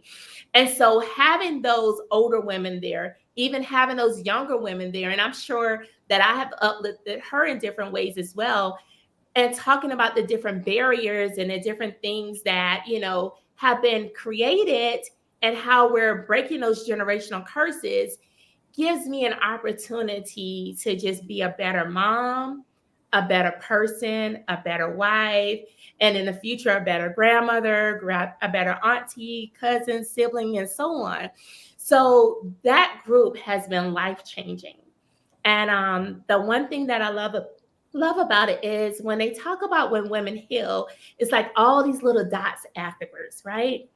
And all these women are saying different things. Generational curses are broken. Women are able to breathe at this point. The impossible occurs. And it just pours into you. And every week we're meeting and we're pouring into each other. And nobody's jealous. Nobody feels any type of animosity or anything of that nature. It's just women uplifting each other. Well, that is such a beautiful space. And it's true. Women are so influential within our families, within our communities. And when we create a safe space to collaborate and communicate, just a safe space to share our concerns in a loving, nourishing environment, it just empowers us to, one, be able to release the toxins and the negative experiences, but begin to really build on the strength. And why repeat mistakes if someone can show me a shortcut? I'm like, you should be able to stand on my shoulders and go forward. Why are you going back and repeating the stuff that I've already figured out are the potholes? I know where those bodies are buried. Avoid these traps, right? You don't need to fall into those traps. Let's leapfrog over those. Let me give you the Cliff Notes version so that you can advance forward. So I think that's a beautiful experience in space. And then, since you both see yourself, and it is true, you are both a speaker, an educator, and also a professional, realtor in the business world, how would you advise, if you will, your next set of team members that you're developing? How should they develop their career in business and/or include speaking as a platform, as a way of, carrying forward both the knowledge and education that they're gaining? But more importantly, how do they manage the challenges of both of those things? Because speaking is a career in and of itself, as well as the responsibilities of being an active realtor in the marketplace. I would say definitely you have to be true to yourself about whatever you're doing. You have to put that work-life balance together. You got to be organized. Mm-hmm. You got to believe in something outside of yourself, something that's bigger than you. You want to invest in yourself as well. With anything, a lot of us have natural talents, right? And with our natural talents, we have a ceiling that we're going to hit. But the difference between somebody who's naturally talented and a skilled person is the skilled person is going to win every time because they're pouring into themselves. And I think a lot of times, sometimes we're so great that we forget that we still have to continue to develop ourselves. So for my next team, I definitely want you to focus on yourself. I definitely want you to believe in something that's bigger than you. And then I want you to pour into yourself like you never poured into yourself before. Because when you develop yourself, you can go anywhere in this thing called life, So I think just basically having that faith, that consistency, and pouring into yourself can take you a long ways. Excellent. So what are some of the things that you're focusing on in terms of your next topics and interests, and as you continue to evolve? If we were to say, hey, let's roll the dice, let's look at, you said 40, so let's go ahead and toss it 10 years down. So it is September 28th, 2034. So what are you doing? Well, I don't think I'll be in a classroom during that time, but I definitely want to be doing a little bit more consulting. I want to come into the schools and I want to talk to schools about, really, really, really zoning in on our communities and uplifting our communities so we can uplift our children. A lot of other things that I want to do is be doing more speaking engagements. This time I want to be global. And there is room for owning my own brokerage by that time. So I definitely want to open up my own real estate brokerage where I'm able to train real estate professionals and just be an ambassador in the real estate profession. So 10 years from now, I'm looking at being on the next Ebony magazine. All right. I love it. I love it. I love it. No, and it's, it begins with just that, is setting that intention. A lot of times people forget that was one of the gifts that my mother gave me was, the ability to envision where I saw myself going from a very early age. So let me ask you this. You mentioned you made reference to your grandparents, but who are some of the other mentors or folks who you've looked to for their leadership and sort of wanted to model or glean insights from along your journey? So I would definitely say I work for a female brokerage, right? And she's very young. Her name's Olivia Cooley, and she is really, really ahead of herself in the real estate industry. For the last year or so, we have been number one in our MLS. And so just following in her footsteps, looking at how she's navigating different things, looking at her mentorship program and different things of that nature, she has really been a role model to me in the real estate profession.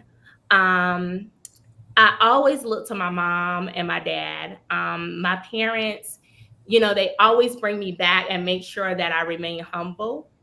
And I'm very appreciative of that because sometimes I think, sometimes things get to you and you think you become invincible, right?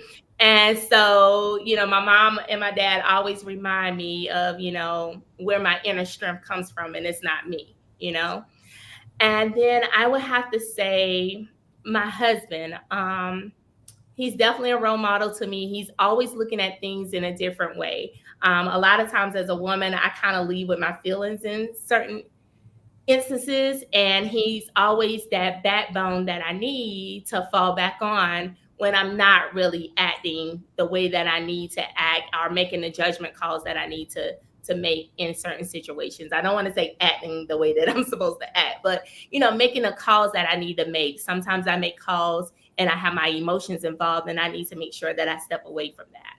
And last but not least, I would say Victor.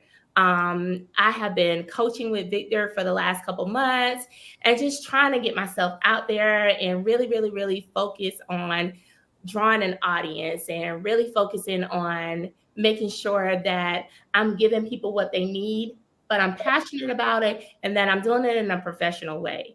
So I definitely want to get better at what I'm doing and just pretty much utilize my parents, my different role models that I have in my life to be successful at this point. Well, I think it's an exciting time. Obviously, we have such an exciting election cycle happening here in the U.S. And then the Harris Walz administration in particular has decided that part of their policies include an incentive to encourage more home ownership. So I think for those in the real estate field, and especially someone like yourself working with homeowners, not only first-time homeowners, but move-up homeowners, or homeowners who have been sidelined looking to re-enter the market. We've seen some positive movements with the interest rates. And so that's created a little bit of interest again. And then also we understand that, again, policy initiatives that may also foster support. What are your thoughts about what may be brewing if it is that the Harris-Walz administration prevails? I would guess that even if the Trump administration prevails, that there will still be incentives around homeownership, irrespective of the administration. But I do know that the Harris administration has been saying that this is a big policy initiative. So what are your thoughts as a realtor? Well, I'm definitely looking forward to it. I think it's going to be a lot of different programs available. I think it's going to be a lot of funds available to new homeowners. And so I'm like calling out to all my clients and different people of that nature to jump on, get yourself together so you can be ready when these opportunities come available to you. I think the next year is going to be great as far as real estate goes. It's going to be an opportunity for people to jump on and follow that dream and complete that dream as being a homeowner at that point, and tapping into real estate. The interest rates are probably going to go down a little bit more. So that'll be great for a lot of us. It'll create more buying power for us. And, it gives us that opportunity to live what they call the American dream at that point, right? So I'm looking forward to all the different programs and different things that will become available so people can definitely benefit from it. I kind of like to use that as my own experience. I'm one of the people who benefited from the Obama administration when he gave $8,000 back for you purchasing a home, right? And so at the time, I was probably like 24 years old, right? Purchasing my first home. And so I explained to people, it was for real. Because, one lady, she was like, I'm not sure if that was real, Ashley. I'm like, I'm telling you, it was real. She was like, they just gave it back to you? They did. And I also had an opportunity to stay in the home long enough so I wouldn't have to pay it back. So just having those opportunities and then telling them about my experience years later when I got an opportunity to sell my home, and it was a savings account all that time, like you can see the lights go off in their eyes, So I'm excited about the new administration and what it's going to do for real estate, but I'm more excited to see what it's going to do for the American people. Oh, excellent. And do you notice in your particular areas, where are you based? Where do you focus? Where are you active in real estate? So I'm here in Columbia, South Carolina. Okay. And so are you noticing a lot of growth or, in your marketplace? What do you see as some of the major opportunities or contributors to opportunities? Well, we have a lot of new constructions going on. So a lot of people are jumping on those new construction deals. We just had a situation where a lot of money has been dedicated to down payment assistance. So a lot of my clients are benefiting from that down payment assistance. And because sellers are in a situation where they're really trying to sell their homes, a lot of them are more eager to provide closing costs and different things of that nature. So I've been seeing a lot of deals come through because of the eagerness to sell these homes because they weren't moving as quickly as they were before. So sellers are seeming to be a little bit more gracious at this point and generous as far as the closing costs and the amenities and incentives that they can offer. That down payment assistance, I have a lender right now who is offering down payment assistance, and it's a situation where you can actually get the money back. I mean, you don't have to pay the money back. And so it's so many different programs out there. It's just a matter of just getting a word out to our community. And so a lot of people have been jumping on. I just helped a client last week who just thought that they wasn't going to even be able to get approved. And they're coming to the closing table with nothing. They don't have to bring anything. They didn't have to put anything down, and they're no longer renters anymore. They're homeowners. So Wow. in our area, it's definitely growing. Here in Columbia, South Carolina, the median range is about $350,000 as far as homes go.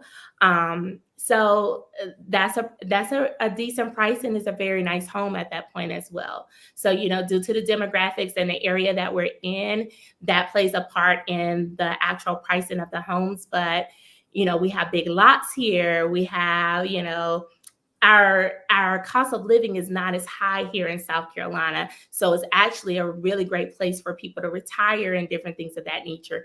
And when you come here, you can buy a whole lot of home for a little bit of money. So that's where you're seeing your growth in retirement homes, and you're also seeing it in a lot of new constructions. Oh, that is so excellent. So I think I'll have to talk to my son. We'll have to kind of take a peek. We've been peeking around the country looking at opportunities. What I always tell people is you invest where you can make money and you live where you want to live. So that definitely is all part of it. Of course, I spend most of my time focused on commercial real estate, but real estate is real estate, you know, nonetheless. It's just understanding the various asset classes and identifying the, you know, asset class that is of interest and sort of where it is that you enter the game of real estate. Right. So this has been really great. And tell me a little bit, you mentioned that you have two daughters that are in their 20s, and are they following in your footsteps in terms of business or entrepreneurship, or kind of what are they looking to accomplish with their careers? Gotcha. My 20-year-old, she's at Clemson University. This is her third year, so she's a junior, and she's into marketing and international sales. So she's looking at going in the sales profession. Of course, I'm locking on to her that she's going to join the real estate industry very soon. So I've been throwing it at her. I was like, you know, we can have our own firm, you know, mommy and daughter, right? So hopefully she'll jump on board. But my middle daughter, who's 17, who's going to be graduating this year, she's going to flight school. She wants to be a pilot, right? So I'm super excited about that. I can't wait for her experience with this. We've been looking at different flight schools together. So I'm super excited about her, you know, jumping on this journey. So we're going to see over the summer, we're going to work towards her getting her private license. And then we'll see about her going to an actual flight school. Well, she's still going to be at a flight school, but, you know, get her flight license so she can fly commercially as well. So we're going to see how this private license goes this summer. But again, I'm super excited for her. It's totally different from what I would choose, right?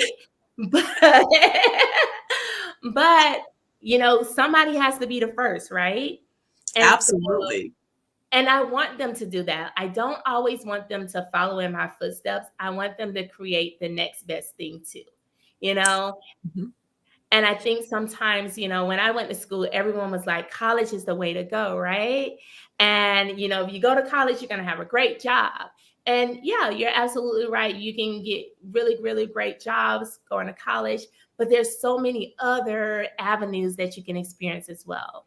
And I want my children to be a depiction of all those different avenues that you could actually discover to be great. So that's what we try to push here. But I think that oldest one, she's going to be my mini-me. Well, that's okay. It's exciting. You know, I think that as parents, it is our goal to help them develop their talents, but more importantly, to excite in our children the desire to consistently learn, because no matter what you learn, if you decide that you're going to experience, your career may, you know, transition through a few different experiences, but just understanding that there's a way to both identify, to set an intention, and then to execute on that intention and accomplish whatever it is you desire. So I'm excited about another commercial pilot. I've always been a fan of sort of driving or flying. If it could move, then I wanted to know how to control it myself. And I remember I gifted my son, I think it was for his 10th or 11th birthday. We did a flight private lesson. And I remember jumping in the plane, and it was one of those moments where before I got in the backseat, I said, either this can go very well, or if it goes very bad, it's going to wipe out, the Ardreys in one experience. Thankfully, it went very well. We took off and he flew all around, the South Bay. We're in California. So he flew from Santa Monica down to Redondo Beach, around Manhattan Beach, around, Long Beach, and then came back to Santa Monica and landed, like a pro. And I was like, thank you, Almighty and ancestors for right? But, it was really great because that's really what it is. It's that vote of confidence. When we give our kids wings, we really give them wings. And the sky is the limit for them. They can basically imagine and set an intention and know how to lean into those possibilities. And, there's no such thing as failure. It's about learning lessons and gaining experiences and figuring out which ones you like. And which ones, okay, I had that experience, but I don't necessarily love it. I don't want to do that for forever, but I can build from these experiences on to the next, whatever the next looks like, at the end of the day. Well, I think this has been such an exciting conversation. Thank you so much for sharing with us your journey, your roles, again, as a public speaker, as a professional realtor, as a mom, a wife, a mother, and your contributions to the community. How would you like our audience to follow up with you? All right. So if you have any questions, concerns, or anything that you want to do, if you want to ace life, that Ashley Carter experience, please feel free to email me at ashleycarterspeaks@gmail.com. So again, that's ashleycarterspeaks@gmail.com. Wonderful, wonderful. Well, what we say here is genius is common. And I, too, will see you on the other side. Yay! Thanks again for your time, Ashley. So nice to meet you. Same here. Take care now. All right.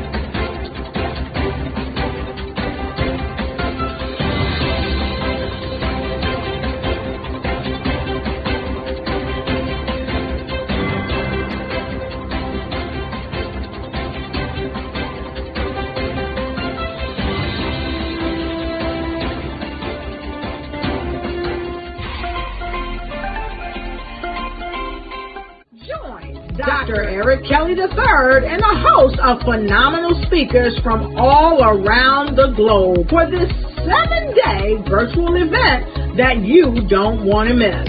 The mission of the Black Business Expo is to raise scholarship money from kids all the way from high school all the way from college. The Black Business Olympics is one of the largest Black business showcases in the world. It is an opportunity for businesses and companies to showcase their businesses globally. We are going to be giving away laptops up to $5,000 away to students.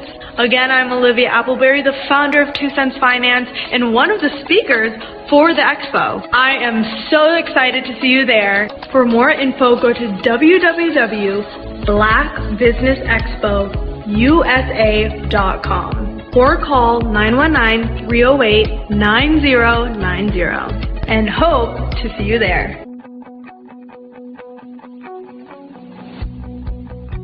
I am Black Business. From the moment I wake until the time I sleep. Yes, I am Black Business. I am Black Business. Tell me, are you Black Business? I am Black Business. Do you support Black businesses? Listen, I support Black business because I am Black Business. Black Business Expo, one of the largest business showcases in the history of Black business in the world. the world. Sign up today at www.blackbusinessexpousa.com or call 919-308-9090. I am Black Business. I am Black Business. From the moment I wake until the time I sleep, I am Black Business. I am Black Business. Are you Black Business? I am Black Business. Do you support Black businesses? I support Black business because I am Black Business. Black Business Expo, one of the largest business showcases in the history of Black America in North Carolina. Join Dr. Eric Kelly III and a host of phenomenal speakers from all around the globe for this 7-day virtual event that you don't want to miss. The mission of the Black Business Expo is to raise scholarship money from kids all the way from high school all the way from college. The Black Business Olympics is one of the largest Black business showcases in the world. It is an opportunity for businesses and companies to showcase their businesses globally. We are going to be giving away laptops up to $5,000 away to students. Again, I'm Olivia Appleberry, the founder of 2 Cents Finance and one of the speakers for the expo. I am so excited to see you there. For more info, go to www.blackbusinessexpousa.com or call 919-308-9090 and hope to see you there. I am Black Business. From the moment I wake until the time I sleep. Yes, I am Black Business. I am Black Business. Tell me, are you Black Business? I am Black Business. Do you support Black businesses? Listen, I support Black business because I am Black Business. Black Business Expo, one of the largest business showcases in the history of Black business in the world.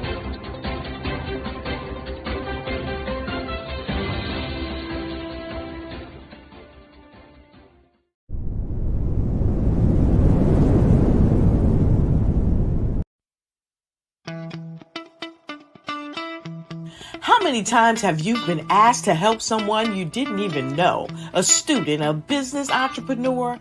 Or did you ever even ask, where did they end up? That business, that friend, that entrepreneur. Well, just maybe they ended up in a gang, bankrupt, homeless, or worse, dead. Maybe they turned to crime, drugs, and alcohol. Did you ever wonder? Did you destroy their dream, or was your life always so easy?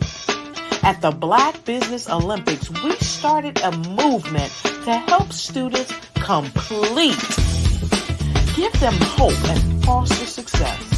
Help them to leave their dreams of providing laptops, computers, and up to $5,000 in scholarship funds. Today, we ask you to help a student, a business owner, or an entrepreneur to realize their dream by sponsoring them, supporting them, and buying from them. Consider this.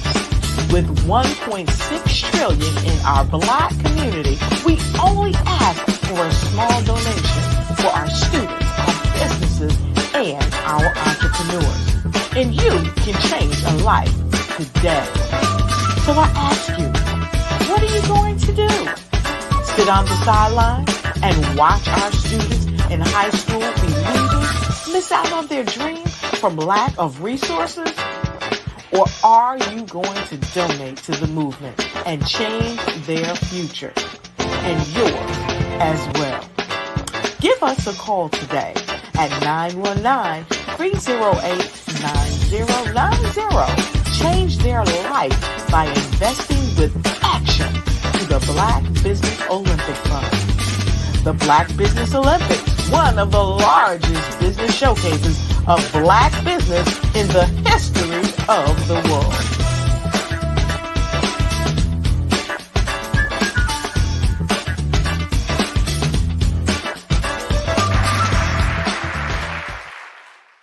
You see the career opportunity.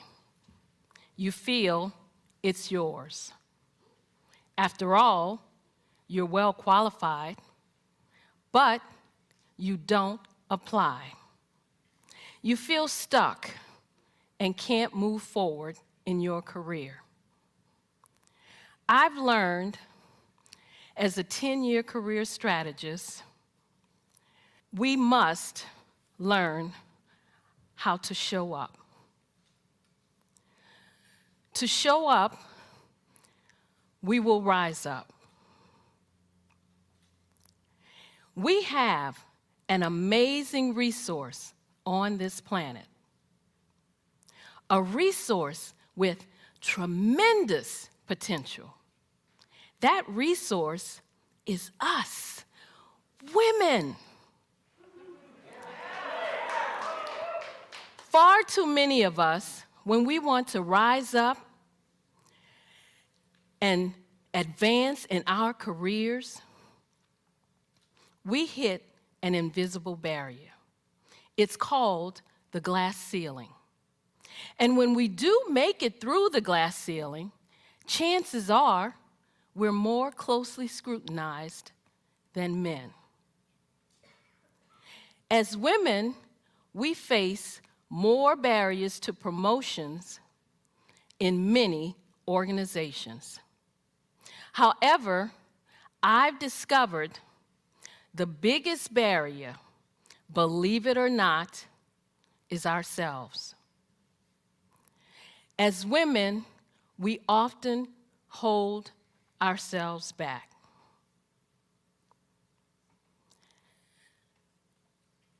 We are not rising up and tapping into our full potential for 3 reasons. The first is a lack of confidence in our abilities. As women, we hold ourselves back when we make career decisions based on what-ifs. We listen to that little voice in our heads that says, what if I'm not good enough? What if I don't have what it takes? What if I fail? An article in the Harvard Business Review says, men will apply for a position when they meet only 60% of the requirements. Good for them. But what do? We will only apply if we feel we can meet 100% of the requirements. Instead of moving forward with confidence, we hold back. We let fear and doubt take over, even though we know we're well qualified. And the second reason is a lack of assertiveness. We have talents and potential, but who will see them if we don't speak up and get noticed? When we join a meeting, we often sit in the back or to the side.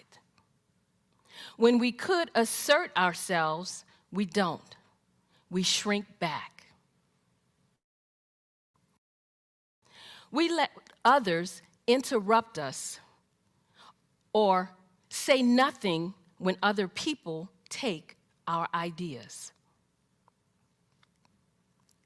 When we do speak up, we express ourselves with uncertainty, saying things such as, I'm not sure if this is relevant. I don't know if this is helpful. This may not be a good idea, but when you and I use words and phrases like these, we undermine our credibility. And the third reason, we don't build a support network. My friend, Kim, applied for a position. Her female supervisor felt she was more than qualified.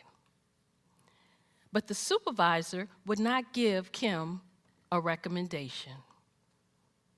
The supervisor felt it would look too much like favoritism. To me, this just looked like one woman who would not reach back and help another woman. If we want to rise up, we must learn to support each other. We need to show up to rise up. Showing up means taking responsibility for your own career path.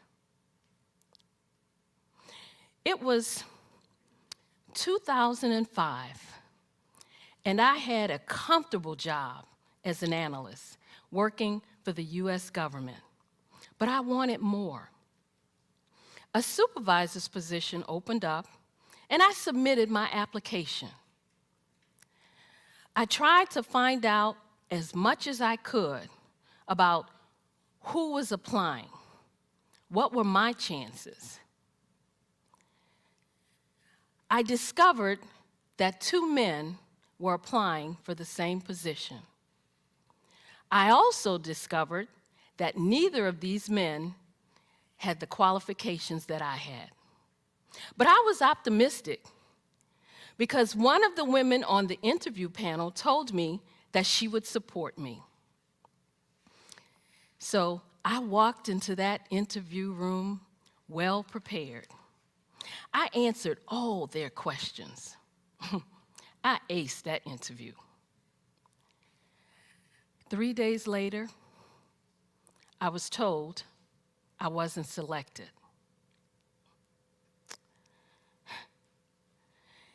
Not only did they select the least qualified one, they selected someone who didn't even belong to the organization. I was shocked. I was hurt. I was angry. I thought, how could this be? It was like a slap in my face. I deserved that job. I thought, maybe I should just look for a job somewhere else. But I was in an exercise class, and it hit me. I'm not a quitter. I have never given up. I deserve this job. I'm good at what I do.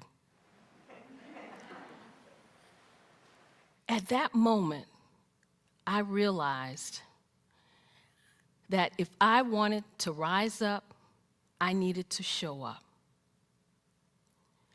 We need to show up to rise up. Showing up means taking responsibility for your own career path. And then it happened. The man they hired quit. And the manager asked me, the more qualified one, to step into that position.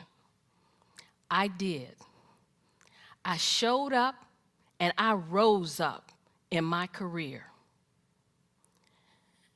Having worked with hundreds of women over the years, I know there are 3 steps we need to take to show up.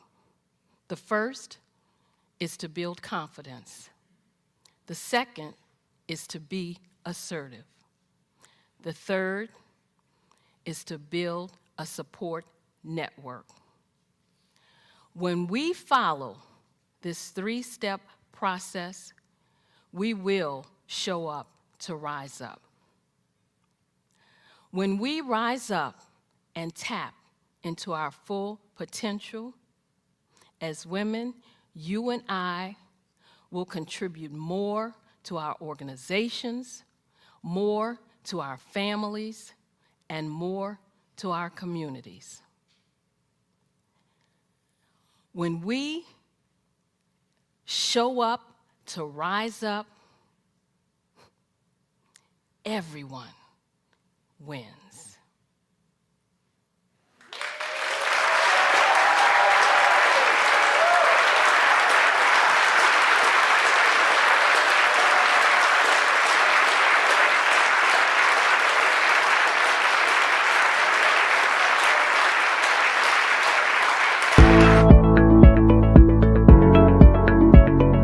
Prepare for what's coming and dominate in economic winter.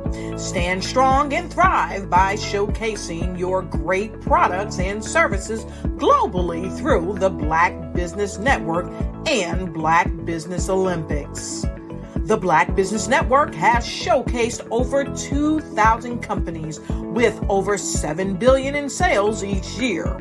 Over 10 million attendees have viewed the rebroadcast each month. Through the Black Business Olympics, unique styles of business training and mentoring are turning students into business owners and entrepreneurial warriors who will dominate in any economy. Gain the ultimate advantage of the Black Business Olympics, 7 days of unbelievable topics and speakers speaking around the globe. Donate your time and experience to provide expertise and scholarships to students worldwide and change the world. Now, more than ever, new insights, tools, strategies, and capabilities are needed. This is your chance for a major presentation to the world. Fill out the form and join the more than 2,000 speakers who have presented to over 200 countries. Join the Black Business Network streaming live into the Metaverse, STEM City, Black Multiverse Enterprises, Hulu, Amazon, YouTube, iHeartRadio, Apple, Facebook, LinkedIn, Pod TV, IBM TV, Spotify, and Google Podcasts. Sign up today. Spaces are limited, and we will see you there.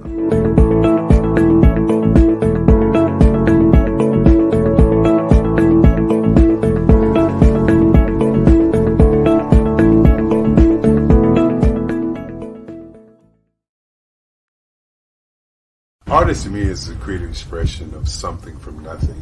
You know, it explodes onto the canvas, or it explodes on in my work. One of the things that I try to do more than anything is I try to just give the lines and the movements and emotions and expressions into what I do. Art really means to me a chance to express how I feel deep down inside. Most of my art begins as a thought that I might have, you know, whether it's sports, whether it's history, whether it's a woman or a man. It pretty much starts as an idea of thought before I get into the actual image of what I'm going to draw. I do a lot of historical pieces. I was a history minor in college, and I love to do history pieces. And a lot of times I'm thinking about history, and then I try to make that history impact you as you look at it. That's one of the reasons I do pictures so large. People ask me, why do I do the pictures so big? And I tell them, I want the piece to impact them as they're looking at it, to kind of dominate them, dominate their space. And most of my pieces I try to do off page. I don't try to do anything that's going to be in those four corners. We're in a square. And I want your imagination to be a part of the piece that you're looking at.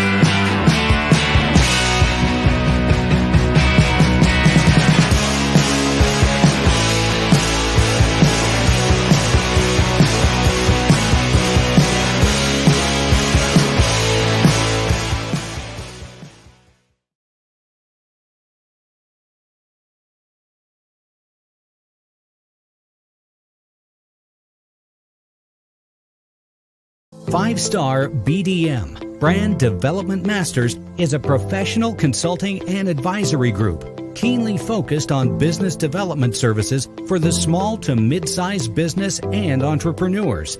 Although every business is unique, they often share business development challenges that can be addressed through smart branding. Services include process improvement and operations, digital strategy and transformation, business intelligence, digital marketing, and personal branding. Our business and personal branding company has helped a number of professionals and organizations to optimize and grow. This results in more business, more opportunities, better reach, positive outcomes. Visit www.fivestarbdm.com today to learn more.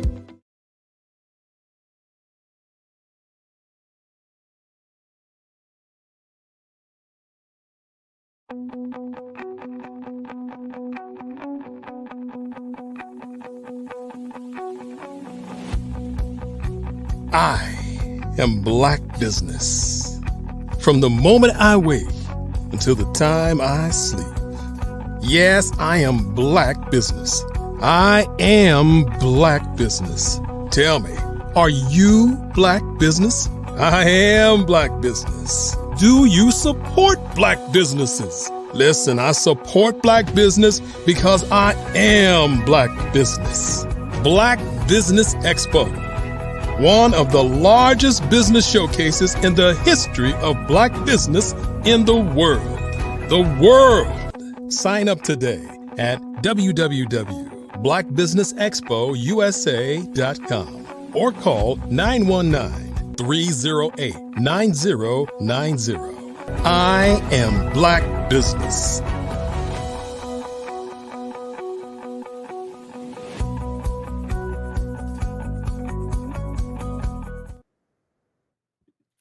Good day, business owners, entrepreneurs, thought leaders, and corporations.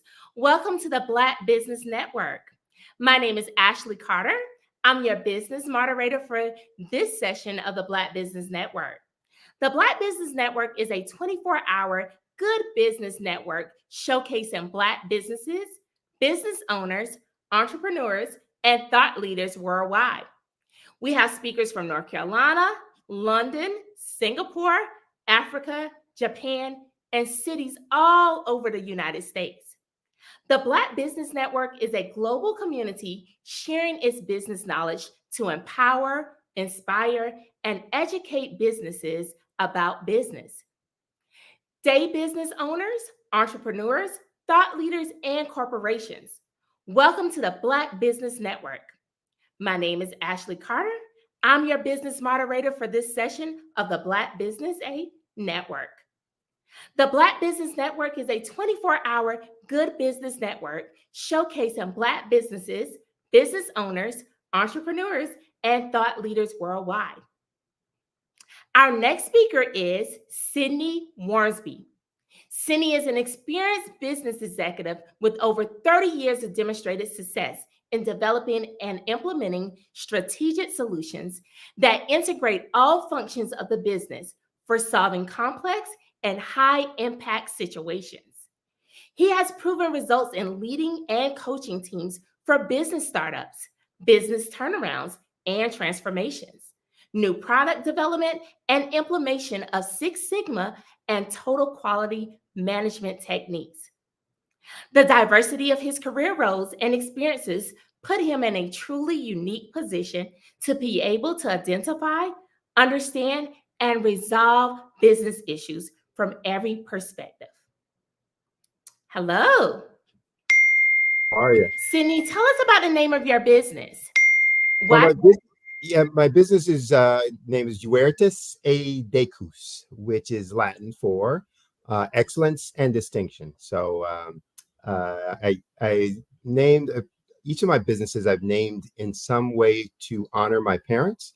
And for this one, it's about the way that they raised me and raised us, me and my siblings. In terms of my dad was military, career military. So there was a big thing about, honor and discipline and kind of work ethic, etc. And so the word Juertis can be translated either honor or excellence. And so I use excellence because that's what they taught us, that you always had to be the best. If you're going to be a street sweeper, be the best street sweeper. You probably heard all those, monikers, etc. And so the excellence, and they always taught you'll stand out. That if you do things right, you'll stand out. You'll distinguish yourself from everyone else. And that's what I try to do with my clients and within the business. So it's about me helping them identify excellence in what they do and what their vision is for their organization so that they can distinguish themselves from the rest of the competitors in their market and segment. So I use that as my business title. All right, you got it. So what do you do in your practice to help businesses?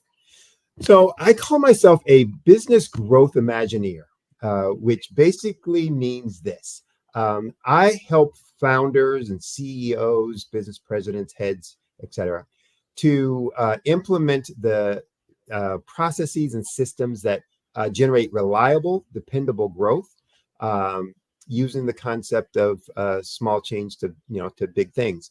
That tries to focus them on what's critically important, and that typically leads to doubling their profits in a short amount of time. Typically, doubling their profits in less than a year. All right. So growing a business and doubling profits seems like a big and daunting task, is it?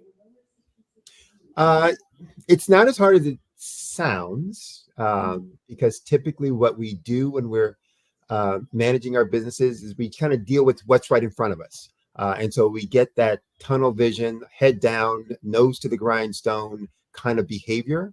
And that leads us really to firefighting and rat killing. Something's urgent, it sticks its head up. We're like, oh, there's a rat, gotta go kill it.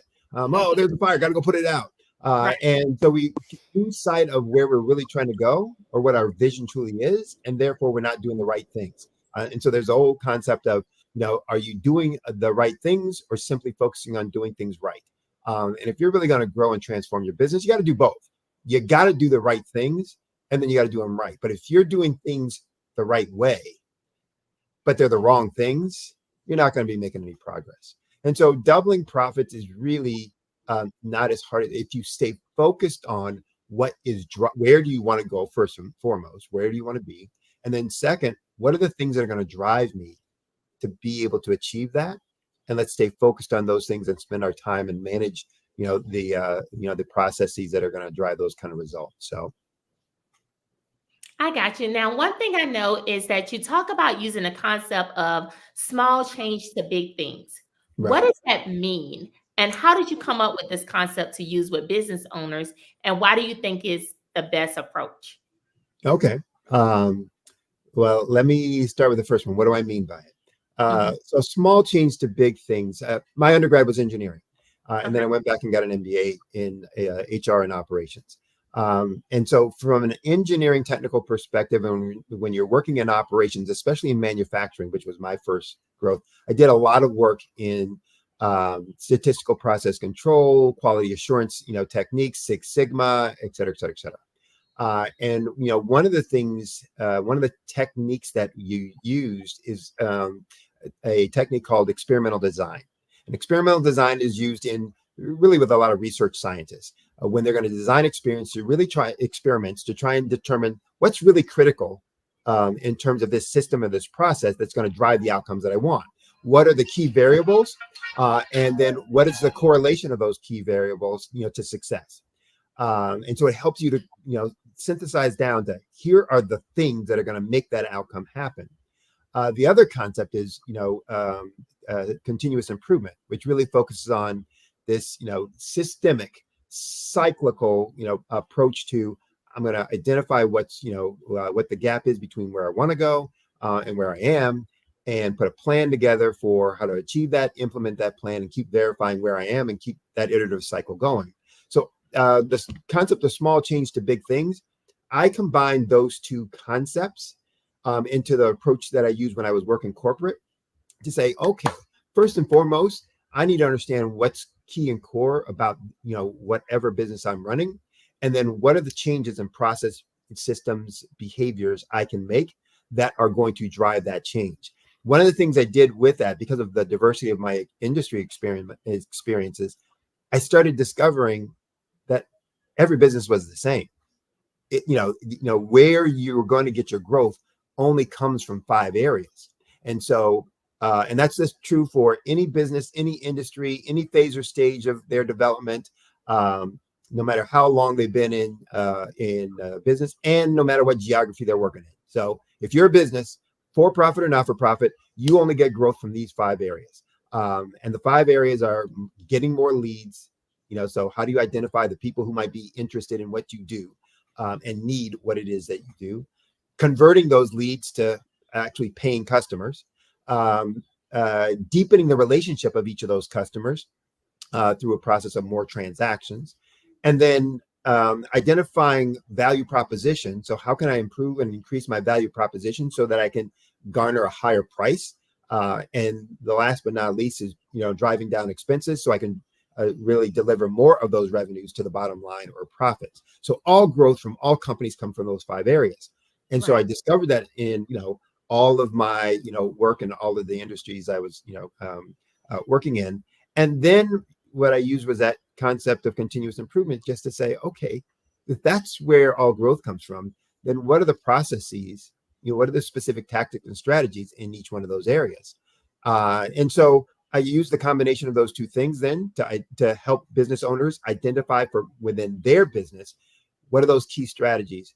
What ones are they working well with right now? And which ones are they not doing well with? And, they're probably, for what I use, 40 different strategies in all 5 of those areas that I can work with a business on.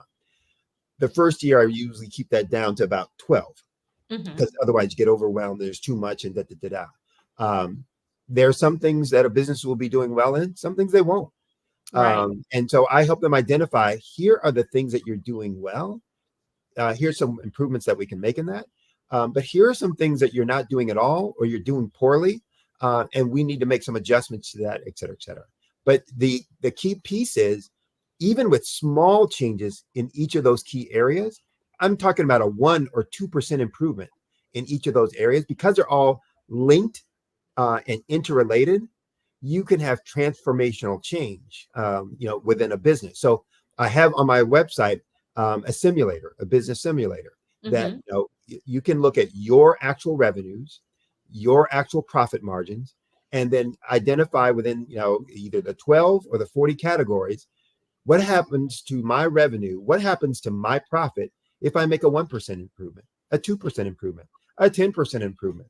And people discover pretty quickly, it's like, I get it, I understand why this can have this kind of monumental impact.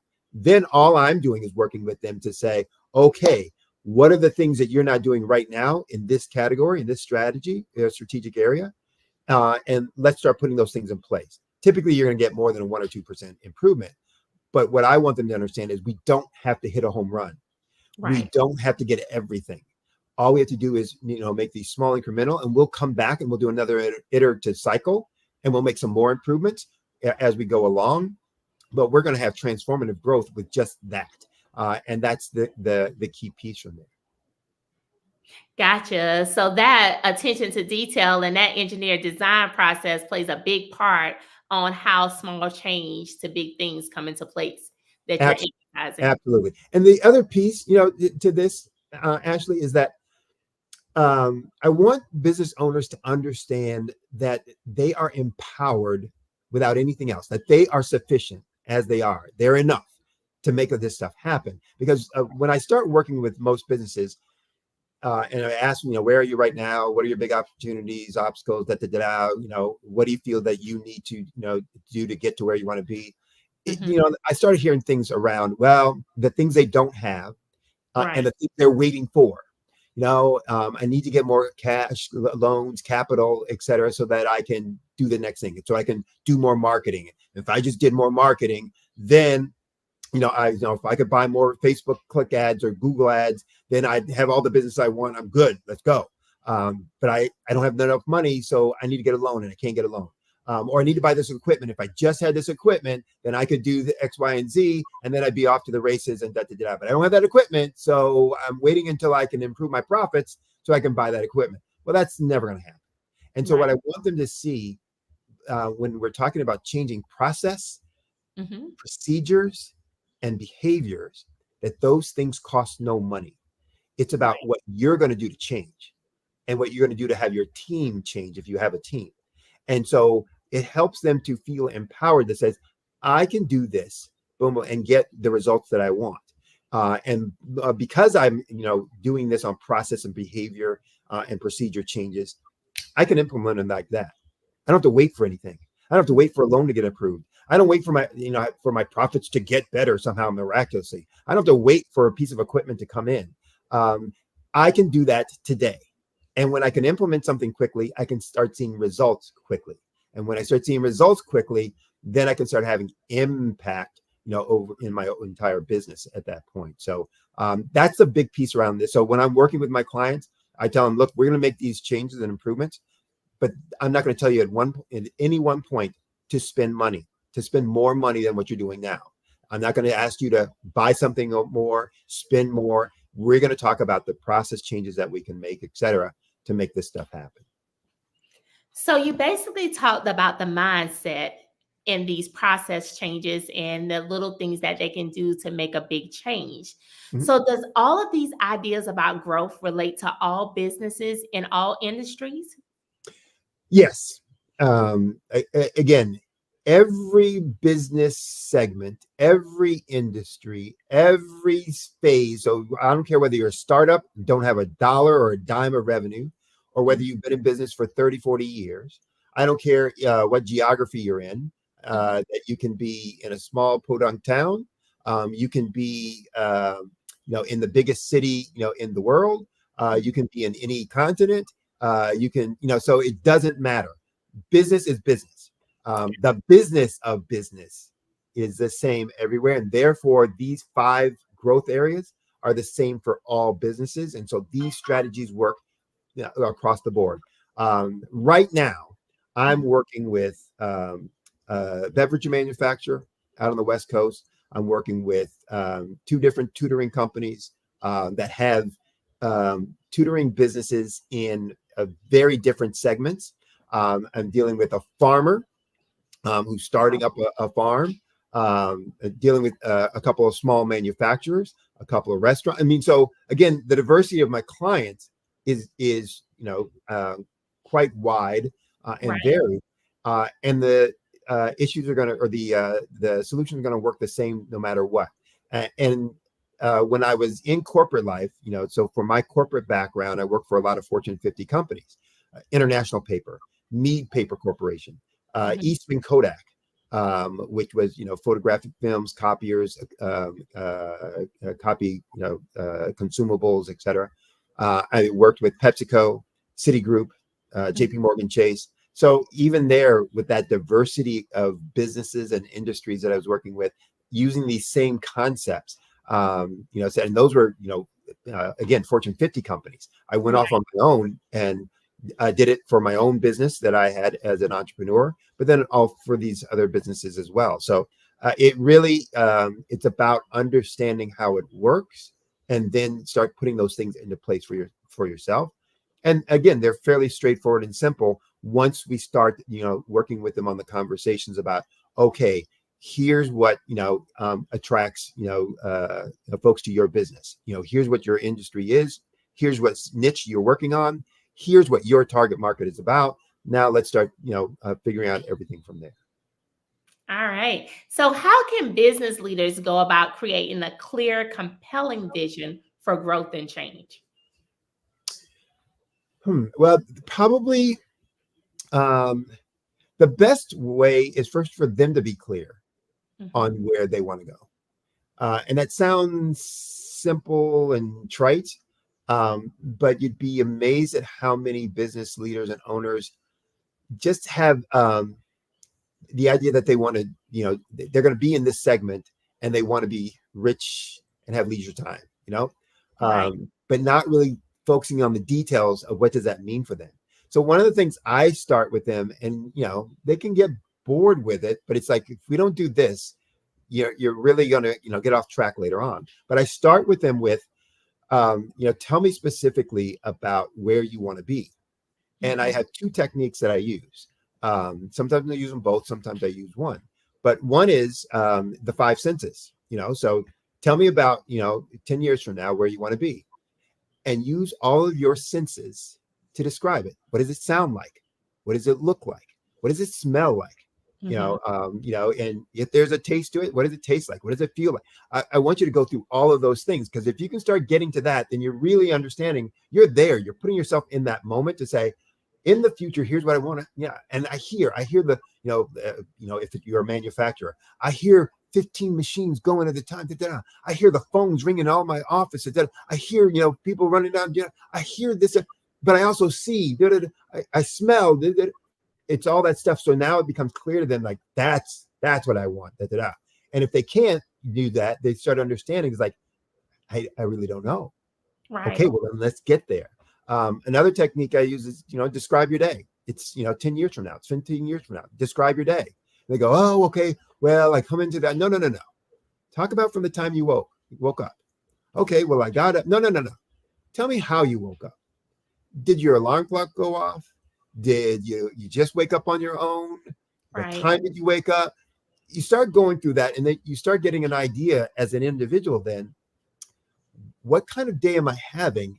And what does that say about what I'm doing and what's going on? And, then you can, again, start getting a clear picture of, here's where I want to be.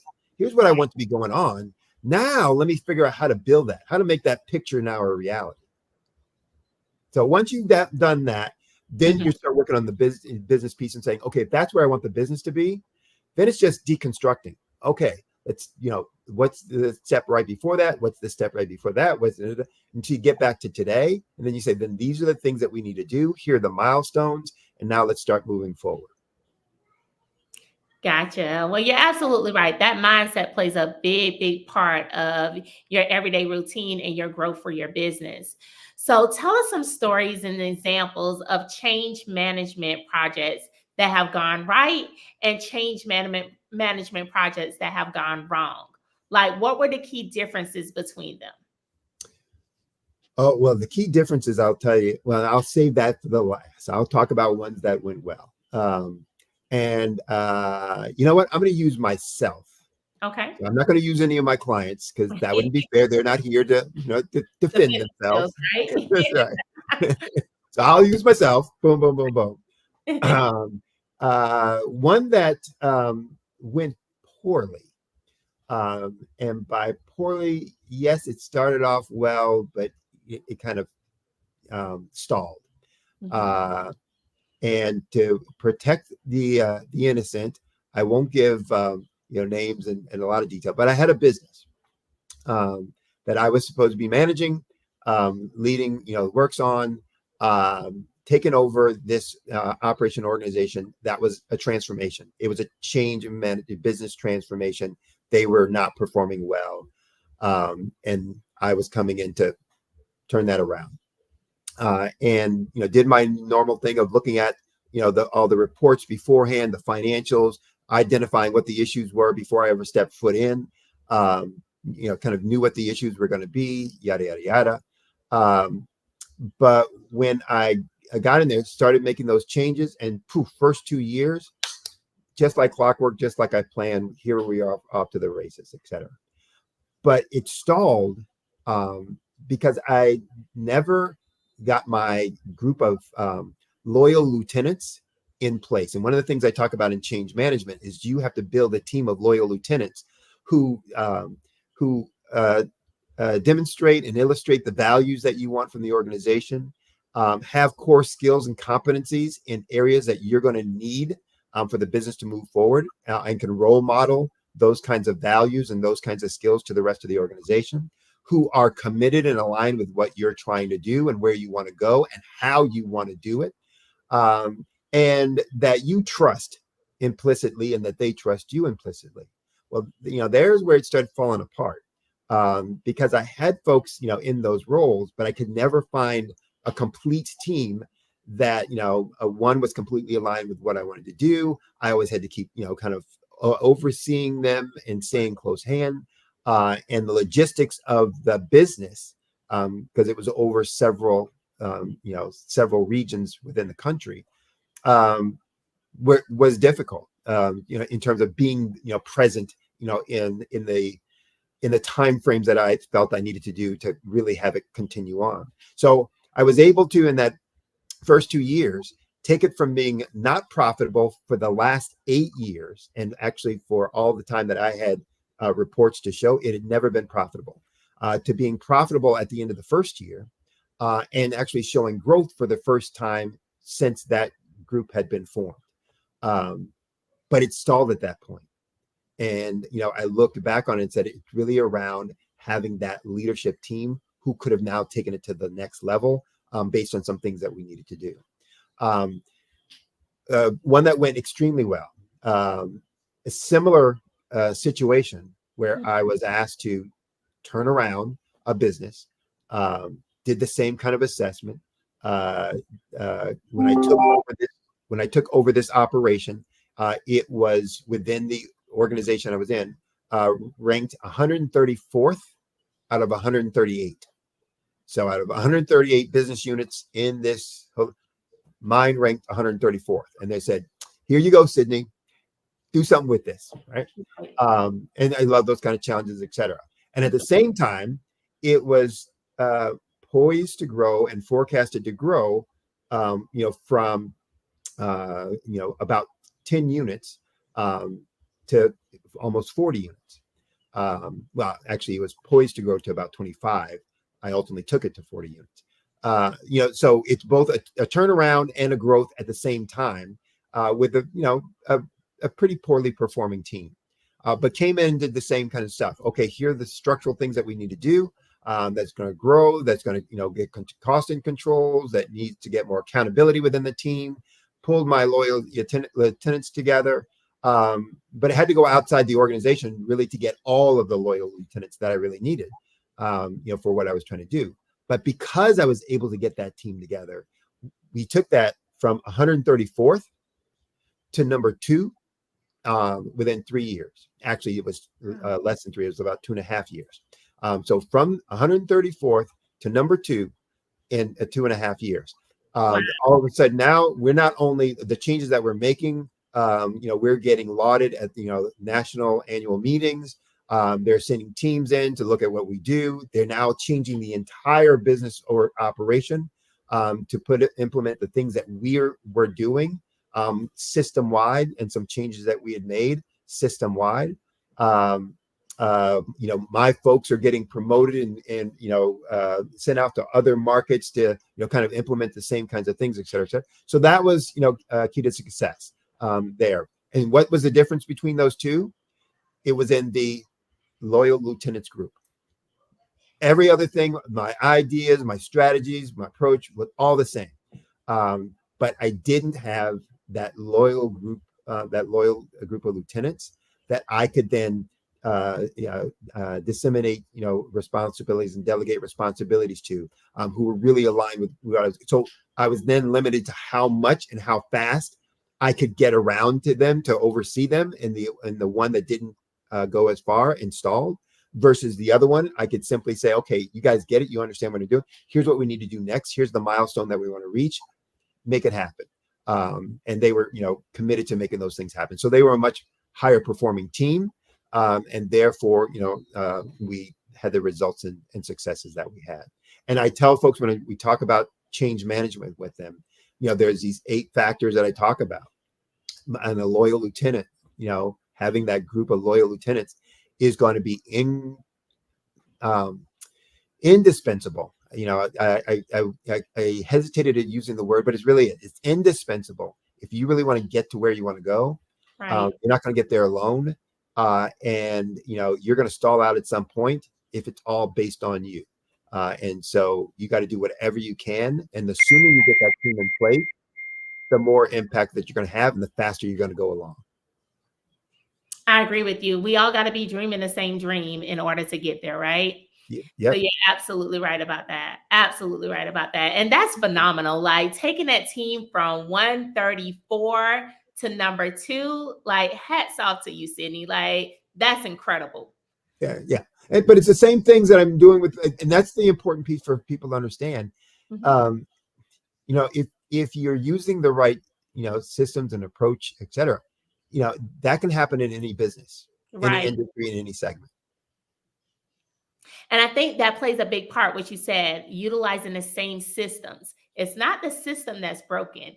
It's what we're trying to actually do and implement the system. And if we're doing what we're supposed to do and we're using that system to the best of our ability, then we can take it to no ends at this point, right? Yeah. So, go ahead. All right. So I was going to say that one of the things that I do, there's a concept around change management of organizations that says you got 90 days. You got 90 days to make a culture shift in that new organization that you're taking over. And so I create a 45-day plan that says, here are the things I'm going to do in the first 45 days. Because I want to make sure, it's well on the way to accomplishing what I want to get in that, in that 90-day time frame. So in that first 45 days, it's mapped out. Here's what I'm doing. And no matter what business I'm going to, no matter what kind of industry, no matter what kind of phase or stage, I'm doing the same task. The answers will be different because it's a different business, a different organization, but the task will be the same. And so it's similar when I'm working with my clients. The process is going to be the same. The tasks are going to be the same. It's about then what answers come out of those tasks when we're working together on that, so that the solutions are right for that business. But the process steps will be the same no matter what business or no matter what industry that we're working in. And that's, again, an important thing for folks to see, for folks to understand. Were you there? Were you able to hear me? I did not. I said one last thing. How can people get in contact with you? Oh, the best way for them to reach me is probably through my website. The website is solutionswithresults.com. Again, that's www.solutionswithresults.com. On that website, they can do several things, but one of them, they'll have my phone number. It'll have my email address, but it will also have a Ask Sydney page where you can click on that and you can send a message to me about any issue that you have with your business. And I will respond to that specific issue with a specific answer, for you to use and implement, et cetera, that will come, directly to me, et cetera. So, and I'll answer that within 24 hours. So, either one of those, is probably the best way, and the simplest way for people to remember. All right. Well, again, Sydney, I want to thank you for speaking with me today and just giving your overview of businesses. And I want to say to you, genius is coming, and I'll see you on the other side. Take care. All right, bye-bye. Have a good one. Bye. Phenomenal Tanya T. Wise, who is here from the great state of Maryland. Tanya, welcome and thank you for being with us today. Can you indulge our audience a little bit and tell them just a little bit more about who you are and what it is that you do? Well, I love being able to talk to people and have a magnetic attitude, being able to just show them. So I always like to say, level up is Coach at Tanya T.Y. is here. So can you tell our audience, just give them a teaser about what your presentation will be about? So my philosophy is that we should all be living our dream life. So tomorrow I'm going to talk about how you start living your dream life. What are some of the things that you thought about in your childhood that you just kind of let go and dormant? Wow. And I want to reignite that and just give you some pointers and some tips, some tools, some strategies to be able to start living your best life now. And guess what, Wanda?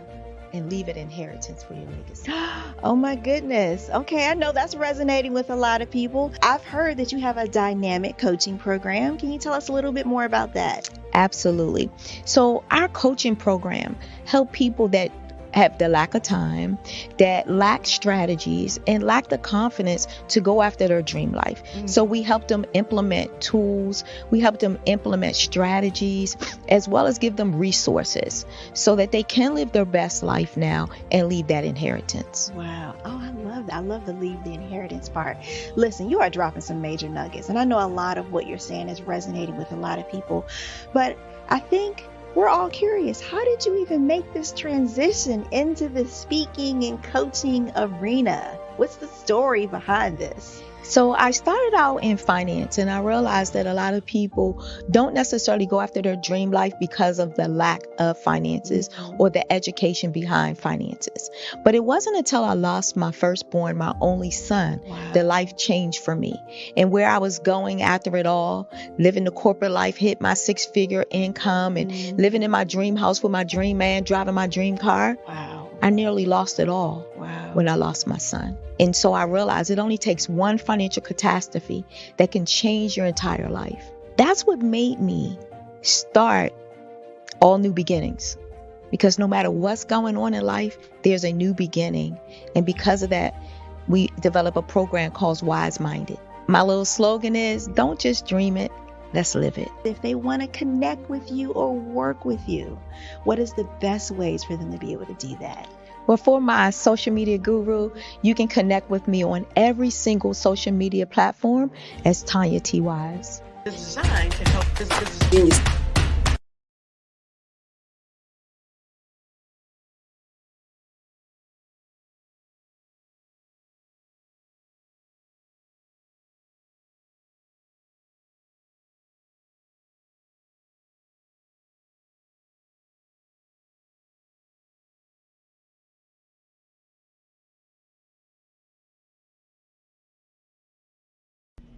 Why do I do what I do?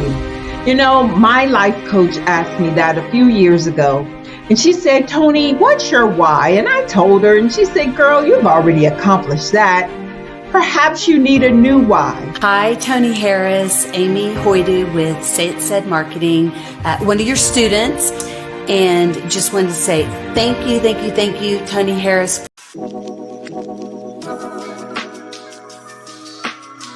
The African company and the African CEO is making a conscious decision to bring on someone external to the continent versus bringing on someone who is from Ghana or Kenya or South Africa.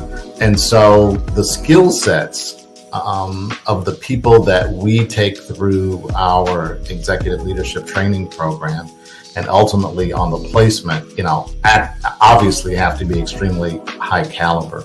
So what we look for are corporate executives at the vice president to C-suite level, as well as Black entrepreneurs.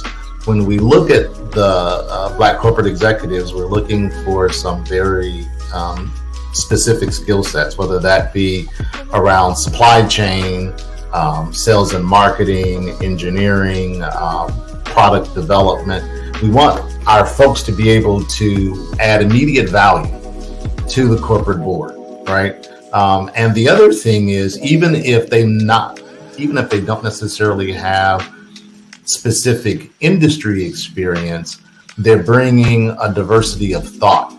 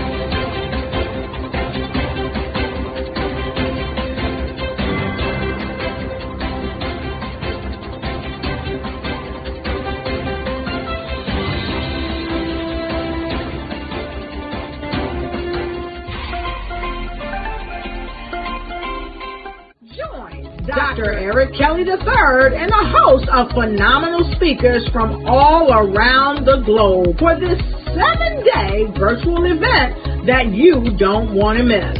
The mission of the Black Business Expo is to raise scholarship money from kids all the way from high school all the way from college. The Black Business Olympics is one of the largest Black business showcases in the world. It is an opportunity for businesses and companies to showcase their businesses globally. We are going to be giving away laptops up to $5,000 away to students.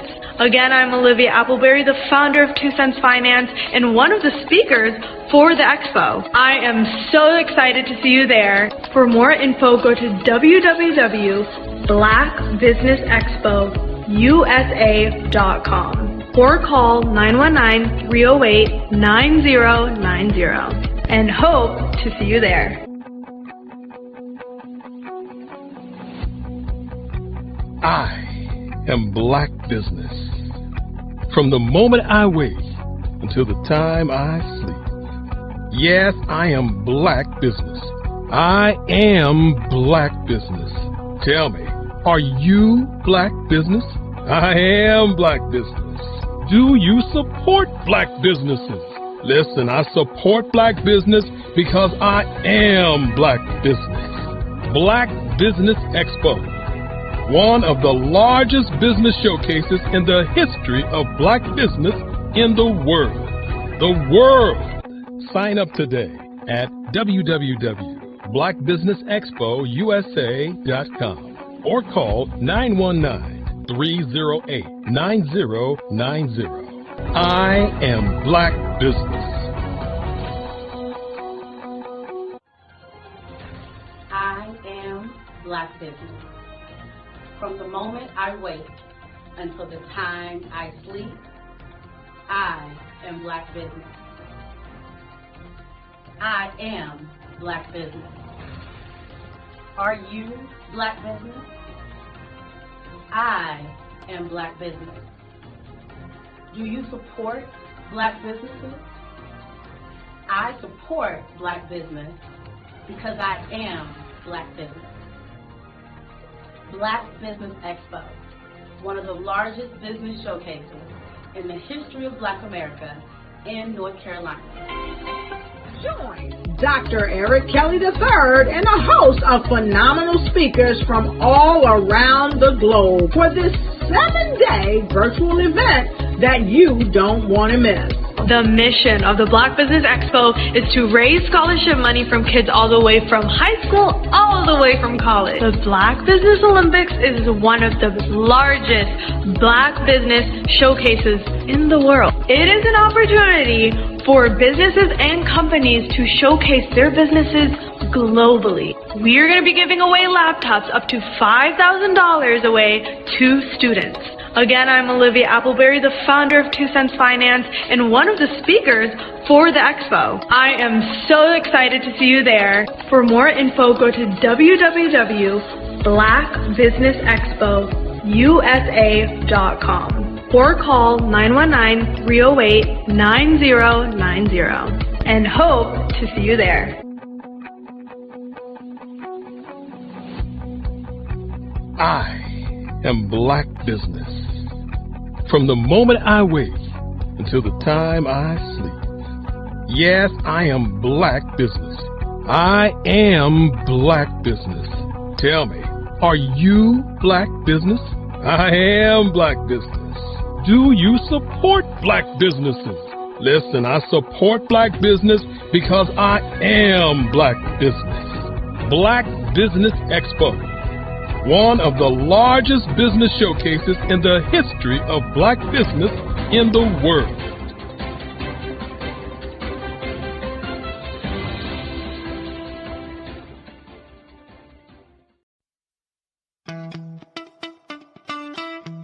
How many times have you been asked to help someone you didn't even know, a student, a business entrepreneur? Or did you ever even ask, where did they end up? That business, that friend, that entrepreneur. Well, just maybe they ended up in a gang, bankrupt, homeless, or worse, dead. Maybe they turned to crime, drugs, and alcohol. Did you ever wonder? Did you destroy their dream, or was your life always so easy? At the Black Business Olympics, we started a movement to help students complete. Give them hope and foster success. Help them to leave their dreams of providing laptops, computers, and up to $5,000 in scholarship funds. Today, we ask you to help a student, a business owner, or an entrepreneur to realize their dream by sponsoring them, supporting them, and buying from them. Consider this. With $1.6 trillion in our black community, we only ask for a small donation for our students, our businesses, and our entrepreneurs. And you can change a life today. So I ask you, what are you going to do? Sit on the sideline and watch our students in high school be leaders, miss out on their dreams from lack of resources? Or are you going to donate to the movement and change their future and yours as well? Give us a call today at 919-308-9090. Change their life by investing with action to the Black Business Olympic Fund. The Black Business Olympics, one of the largest business showcases of black business in the history of the world.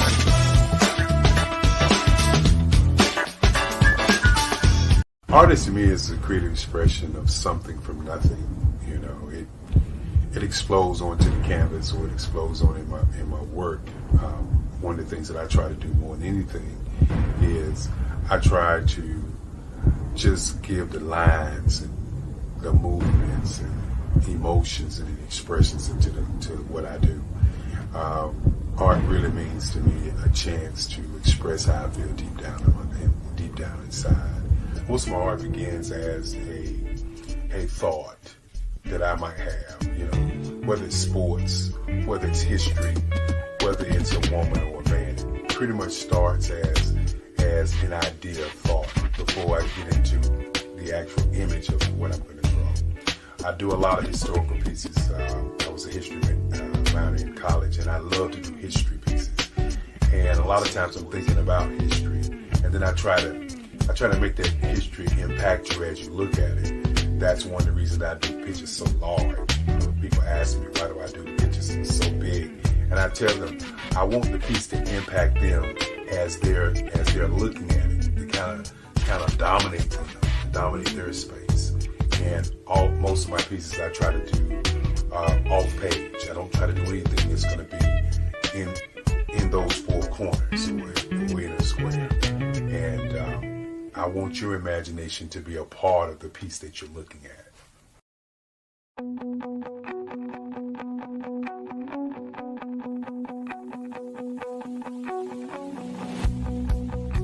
I am black business.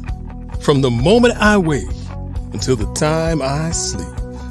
Yes, I am black business. I am black business. Tell me, are you black business? I am Black business. Do you support Black businesses? Listen, I support Black business because I am Black business. Black Business Expo, one of the largest business showcases in the history of Black business in the world. The world! Sign up today at www.blackbusinessexpousa.com or call 919-308-9090. I am Black business.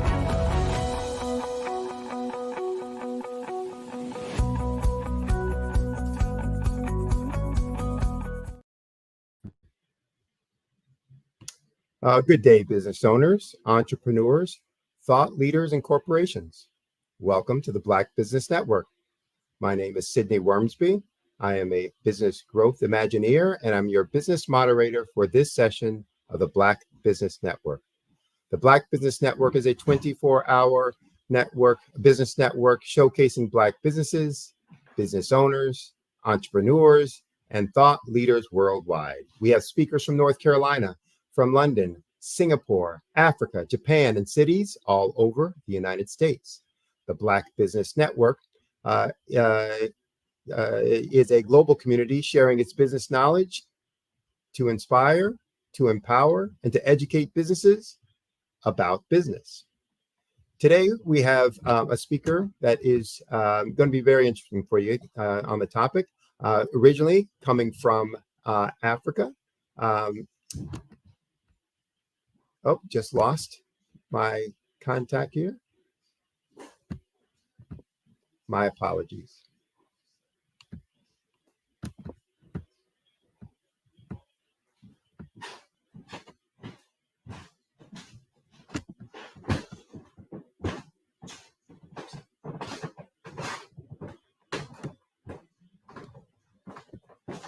Oh, gosh.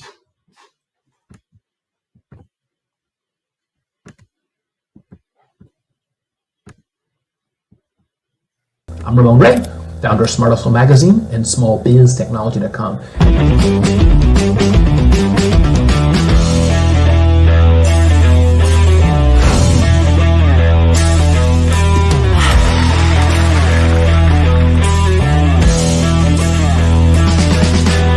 You're here today to celebrate small business success. Stand up on your feet. You rocked the house. It was amazing. Didn't we learn?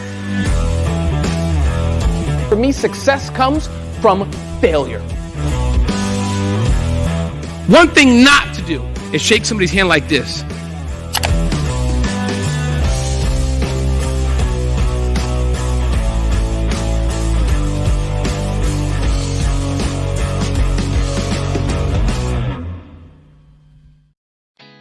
Did you know women represent just 3% of Fortune 500 CEOs and less than 15% of corporate executives at top companies worldwide? Have you wondered what the secrets are to getting into the top ranks, whether in the private or public sector? Do you want to figure out how to stop being held back in your career or passed over for promotion? Then you're in the right place. Hi, I'm Dr. Madeline Ann Lewis, President and CEO of the Executive Women's Success Institute. I have decades of experience in the military, the federal government, and corporate America, and my mission is to help women succeed and tap into their full potential. I want to reach 1 million plus women around the world to become the leaders they are meant to be. So if you want to move into a management or executive level position, or maybe you are a female veteran transitioning out of the military into business entrepreneurship, then reach out to the Executive Women's Success Institute at 301-693-3284. Let us get you on the fast track to success. My apologies.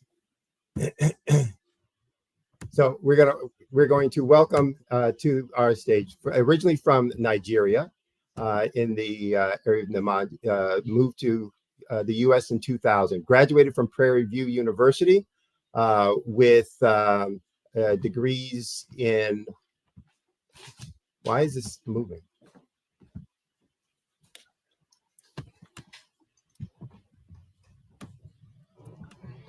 Degrees in architecture. For over 20 years, he's led Nanenji Media, a branding and marketing agency supporting small businesses. And since 2016, he's been an accredited photographer for New York Fashion Week, working with top designers like Christian Siriano and Michael Kors. In 2021, he founded Go Black, co-founder and launched Go Black with the label that while talent is distributed equally, opportunities are not. So please help me welcome to the program, Ninaji, and I won't try to pronounce your last name. I'll ask you for yourself to help me with the pronunciation. That is okay. How are you doing, Mr. Well, I've been better. That was my system went wacky, so things started jumping around. I apologize for the botched introduction there. So no problem. That is now, how do you pronounce your last name? Agbolabori. That's what I said. Agbolabori. I'll walk with you. Agbo Labori. There you go. Okay. All right. So what part of Nigeria are you from? I'm from West Africa. Well, so Nigeria's West Africa, but I'm from, if we're being specific, I'm from Ibadan, which is about maybe 2-3 hours away from Lagos. Mm-hmm. Everybody knows Lagos. So, Yeah. So drive 3 hours away from there, and then you'll be in my city. All right. And then Prairie View. So how'd you get from West Africa to Prairie View? Well, I came here. I went to high school here. And of course, Prairie View was sort of like next option in a way for me because I have a bunch of friends. And I call them quote unquote family members that went to Prairie View. And I was looking for the program to be in. One option was either going to be architecture, and the second option was going to be biology. And I was told Prairie View has the best biology program. I got in there, wasn't really for me, so I switched over to architecture, which I kind of fell in love with. But from that to fashion, huh? Well, fashion was more so. Photography came as a hobby. Okay. And that hobby kind of led me into fashion photography. Okay. Which was when I transitioned into the runway, industry, going to New York and stuff. All right. Well, I've taken up enough of your time. I know you have a presentation you're going to do. And folks are going to be very interested in all that you have to say. So I'm going to step out of your way. And as we say, genius is common, and I'll see you on the other side. Absolutely. Just give me a quick second, and I'll jump back online with you.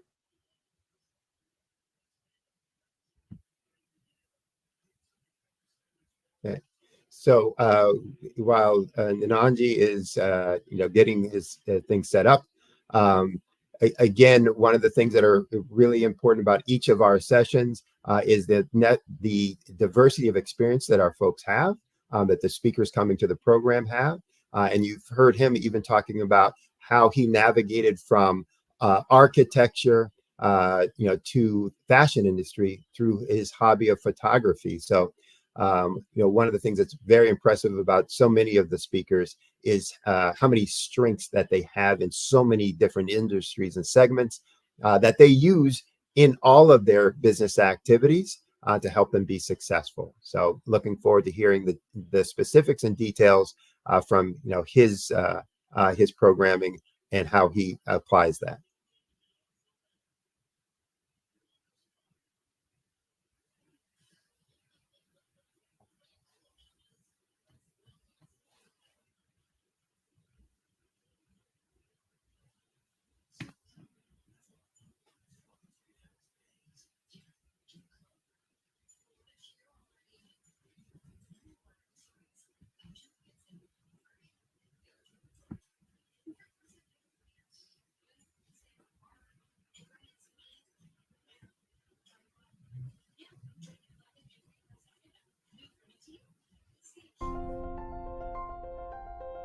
What if you could build your own city? A place where every child can find nurturing people to help them achieve their full potential. A place where every adult can access job training support, where health education is abundant, where social justice ruled the land. A place without limitations. Welcome. You have arrived at STEM City, USA. It is what every city should be. A safe and trusted community where you find people and resources to help you become everything you are and beyond. STEM City is unlike anything you have ever experienced. It is a digital twin of the world around you, only better. STEM City is about energy and soul renewal. It is more than a digital world. You can almost feel the power of live cultural events, music, and theater. STEM City promises a better future for children with caring mentors and hands-on activities with dedicated tutors to support our youth. STEM City is your passport to a healthy lifestyle with weekly events addressing our community's many issues. STEM City is your financial well-being with helpful information on wealth management, career advancement, job training, and so much more. STEM City is the community you deserve. It is the city where your dreams can come true. STEM City USA, a place in the sky that is accessible to all who reach for the stars.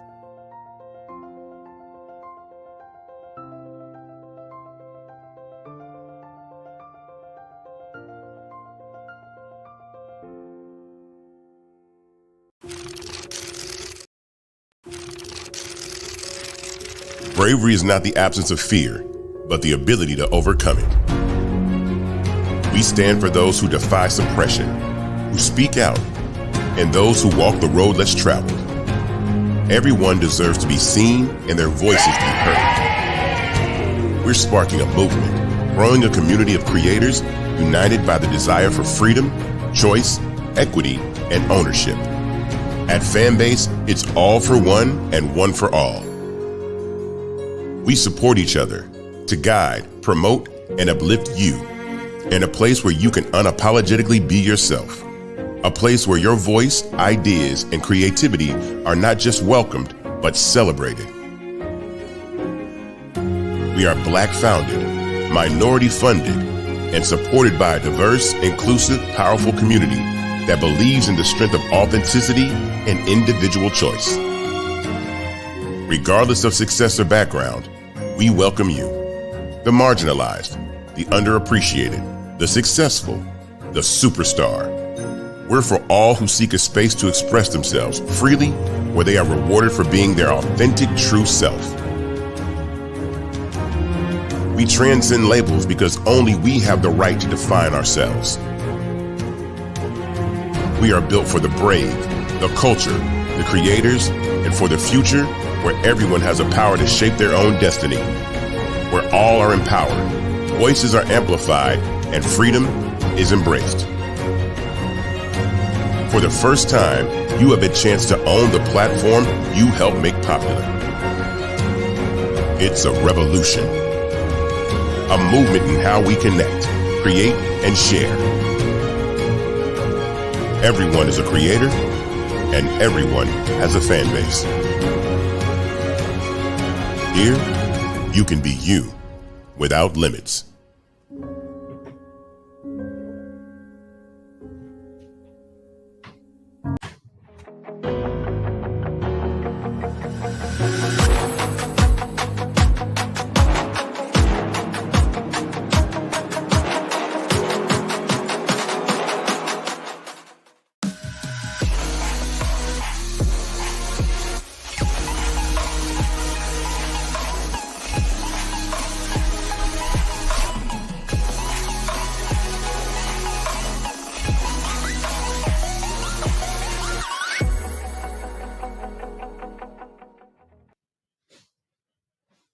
Good day, business owners, entrepreneurs, thought leaders, and corporations. Welcome back to the Black Business Network.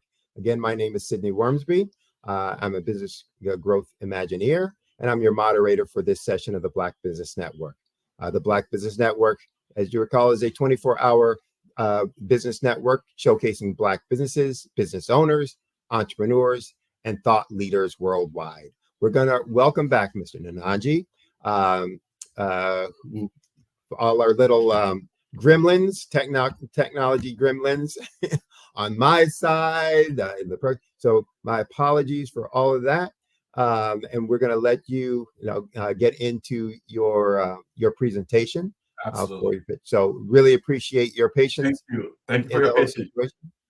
And as we say, genius is common, and I'll see you on the other side. Yes, sir. Yes, sir.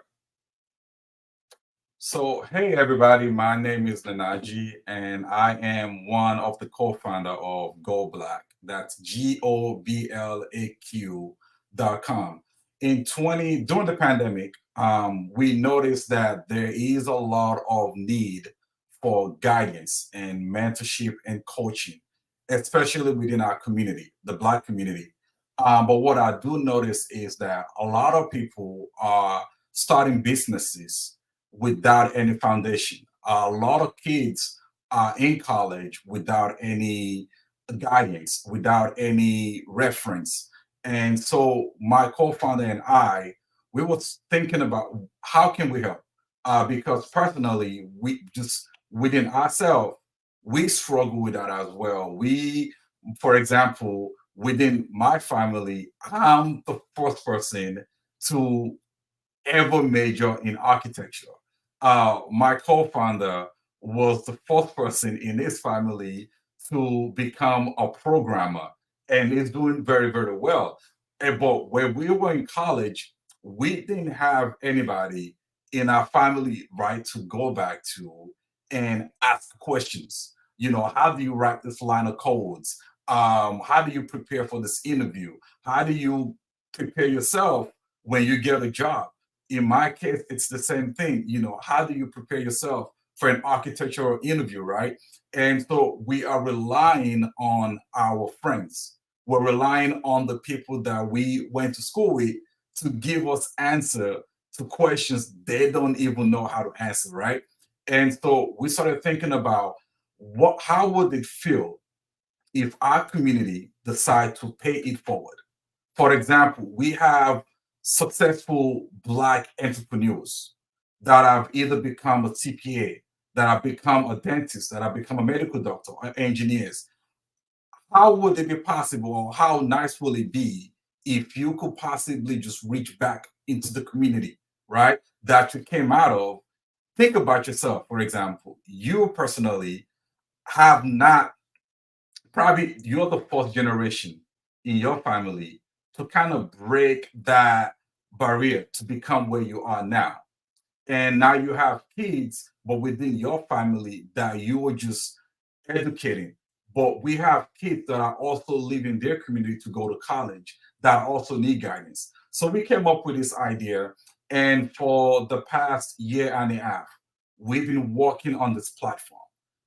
And so we thought about it. We didn't really want to have any guardrail around us. As you know, a lot of people that are building technology right now are relying on quote unquote third party plugins to help with what they're doing.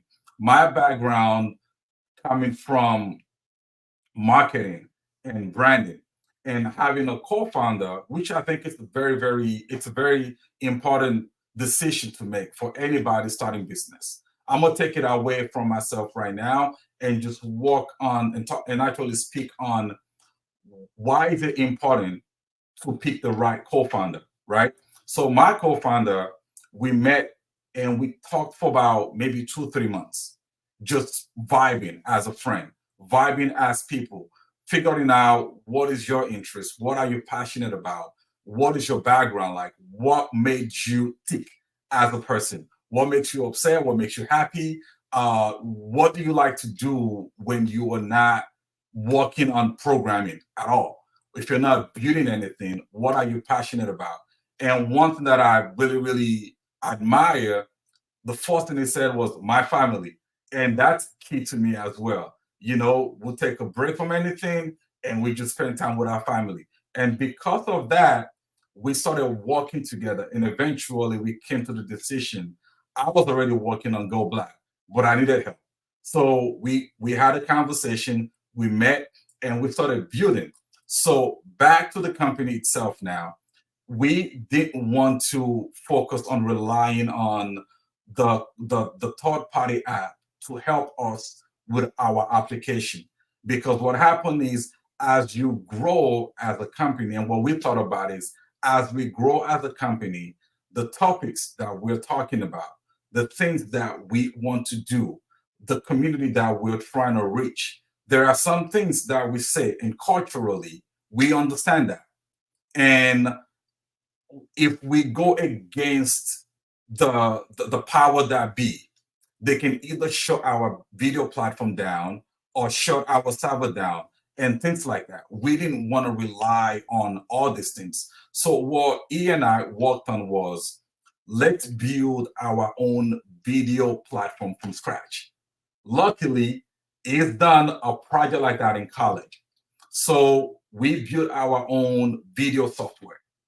And then we started thinking about, well, how about people need to schedule for classes, schedule for a conference, schedule for a webinar?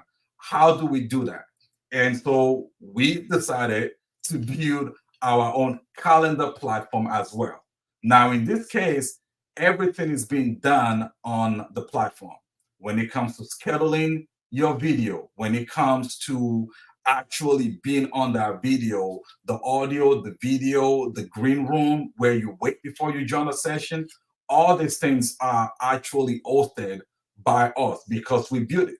And the reason also is just because things we say as a culture, as a community, people may not understand that.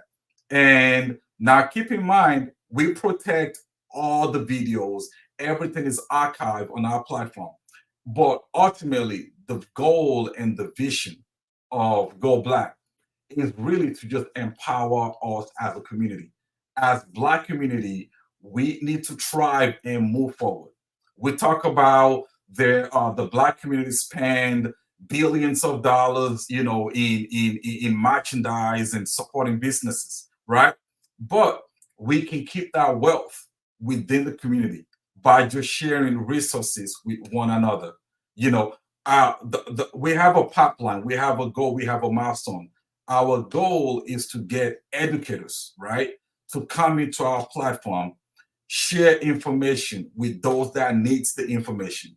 And after that, we wish and we hope to possibly get these students and get these folks that actually receive the resources. If they're looking for a job, we create the pipeline to get them a job. And at the end of everything that they're doing, we hope to reach out to them as well and bring them back into our platform for them to give back. Now, there's an information that I saw out there, and I want to read that to you, and just to see how staggering it is, right? So 76% of employees think that mentoring and coaching, mentoring, for example, is very important to them. Now, out of those 76 people, only 37% of them actually have professional mentors. That is huge, right? 76% think it is very important for them to get guidance, get coaching, get mentoring from someone, but only 37% of them actually get that. Now, during the pandemic, there's been about 30% increase in that. There's about 30% increase in people actually looking to get coached by somebody else. And so I'm very happy about the Black Business Network and the Black and the Black Business Olympic, that we have educators, we have business owners, we have coaches, we have strategic folks in here. Now we operate more on the higher side of business. We talk to the Fortune 500 companies. Now we have the startups, we have the small business owners that are looking for your guidance, right? And so with myself and Dr. Kelly, we feel like as though we can bring your wealth of knowledge into the platform and actually be able to educate these people. And so on our platform, it takes about a minute to sign up. When you go to goblack.com, there's a space as a mentor. So just click become a mentor. When you click on that, give us your first name, your last name, and your email address. Then you'll be able to log in into the dashboard. Your portfolio takes about, your profile takes about a minute to complete. And after that, your page is set up. Now, we have two ways how we do things. One, you can give your time for free. There's no commitment level. You don't have to sign up with us for a year, for 6 months. We made it so easy that you come on whenever you're free. And when you're not free, you don't have to book a class. The second option we have is that you can have your class as a pro bono, or you can charge for your class. Either way, you still give back. Now you set your pricing, you set your availability. Now you also have a way of vetting the student. What we did that we thought was very smart is that we want to keep the environment very professional. So, and when I say that is that we vet the mentors and the mentees, we vet the student and the teachers, we vet anybody sharing resources. If you're trying to host a webinar, if you're trying to host a conference, we make sure, or we have to make sure, you have a LinkedIn profile. That way, before you even start a class, you check the person and make sure your time will be well spent. We don't want you to get on the call and then there's conversation being had and you're going, man, I just wasted my time. So first, they have a profile you can look at, but your LinkedIn profile says a lot about you and your background. So we have it that way. And there's just a lot of things that we want to do. I mean, we feel as though that beside you promoting your business and talking about what you're doing, our vision for the next 5 years as a company really is to be the hub for the Black community. And when I say that is that whatever it is you're looking for, if you're trying to look for who is who within the culture, you should reference back to our site. When you're looking for jobs as a community, you should look into our website. If you're looking for news about what is new out there, who is new out there, who's the next Black person coming up, or who's the next Black person right now, if you're looking for investment, our platform will be that resources for you. As of right now, what we're working on is a grassroots, which is you need information. We have those that can provide you that information. And I think a lot of people kind of get lost in, oh, let's do this, let's do that. What we want to work on is when you're looking for who is who among the Black community, Go Black is that place you go to. And also just education. I feel as though education is the key, right? To anything in life. We can learn from that during the pandemic. For example, during the pandemic, school will close and the low-income community were greatly affected by the lack of technology. And well, we hope we never go to that again. But even up till now, people are still struggling. Imagine Go Black at people's home, right? Luckily for us, we've worked. I mean, we have opportunity that's been very, very great as a company. We've partnered with Amazon, we've partnered with Google. We're currently on their program.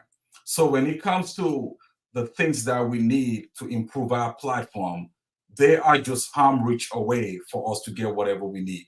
And another thing is that I know that global expansion is a thing. Blacks are everywhere. And so we're not limited to just American audience alone. There are Black in Asia, think about the continent of Africa, there's a huge population of Black people. You think about Europe and Canada. So as a company, our goal and our vision as a company is far beyond just where we are right now.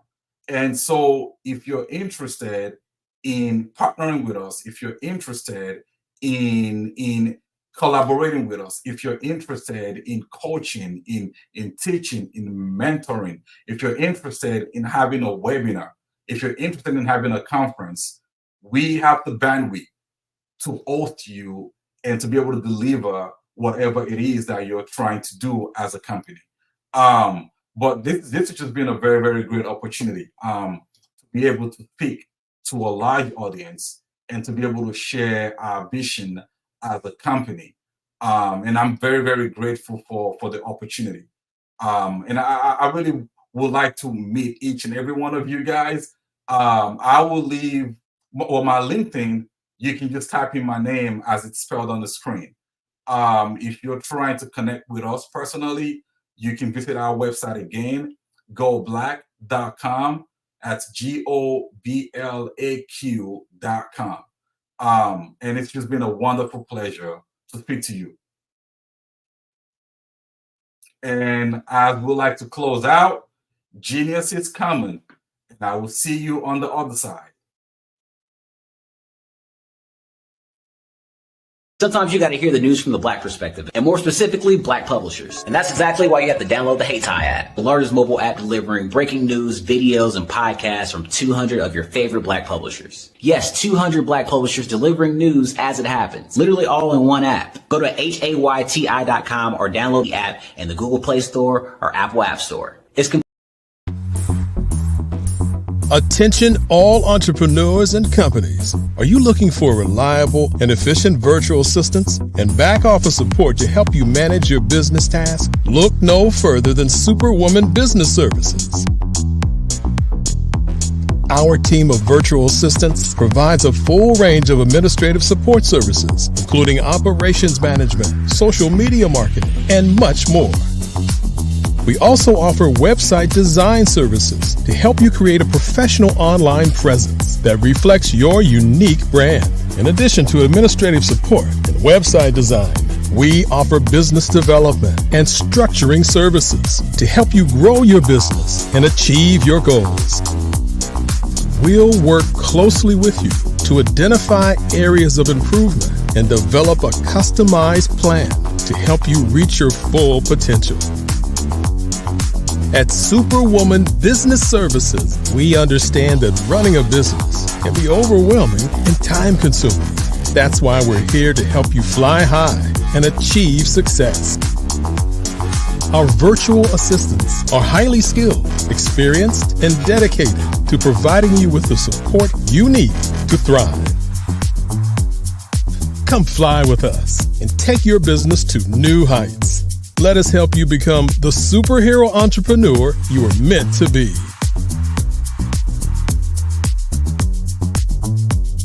Contact Superwoman Business Services today to learn more about our back office support services. Come fly with us and take your business to new heights. Artist to me is a creative expression of something from nothing. You know, it explodes onto the canvas, or it explodes on in my work. One of the things that I try to do more than anything is I try to just give the lines and the movements and emotions and expressions into what I do. Art really means to me a chance to express how I feel deep down inside. Most of my art begins as a thought that I might have, you know, whether it's sports, whether it's history, whether it's a woman or a man. It pretty much starts as an idea of thought before I get into the actual image of what I'm going to draw. I do a lot of historical pieces. I was a history minor in college, and I love to do history pieces. And a lot of times I'm thinking about history, and then I try to make that history impact you as you look at it. That's one of the reasons I do pictures so large, people ask me, what do I do to get just so big? And I tell them, I want the piece to impact them as they're looking at it, to kind of dominate them, dominate their space.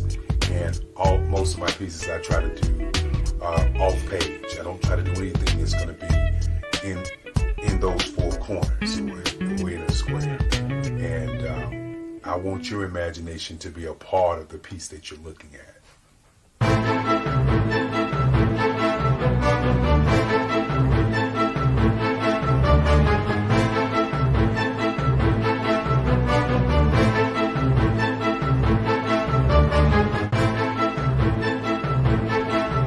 The way I feel when I'm drawing, when I'm creating something, is I feel free. I feel like there is an anticipation of something that's going to come. I try not to draw first. I try to draw second. And what I mean by that is I try to allow myself to kind of get into the piece and just relax. Sometimes I miss time. I'll draw 2-3 hours, sometimes 4 hours. And while I'm drawing, it's just a free. I just feel free. I mean, I feel like time stands still.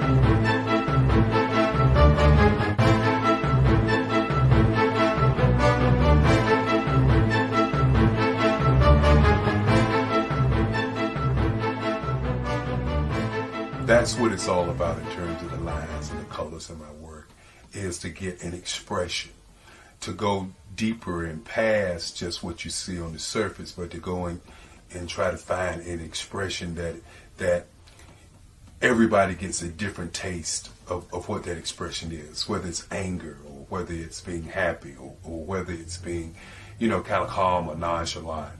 That expression that people take away from the piece is the most important part of what I do as an artist.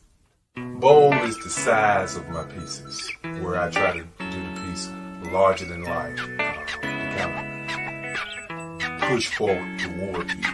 That's what the boldness is all about. It's not so much about the lines, it's about the size.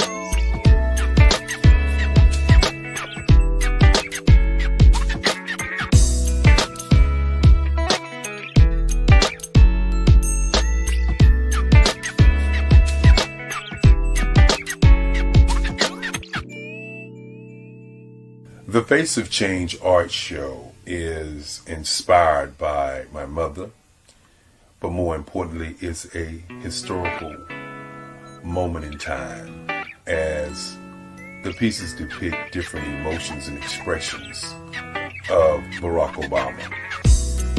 The 44th president is indicative of the 44 pieces of art that I have done in this particular collection.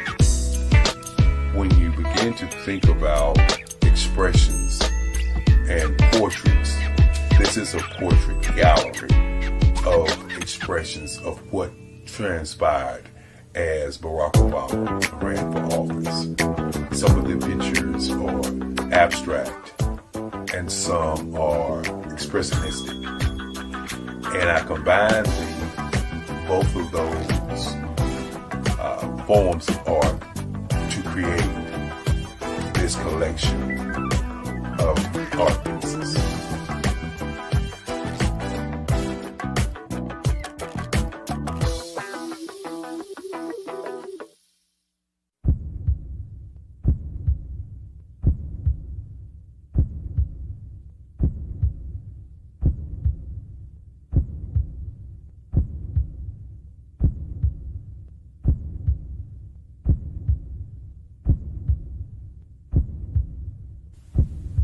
Overcomer, brilliant, ambitious, motivated,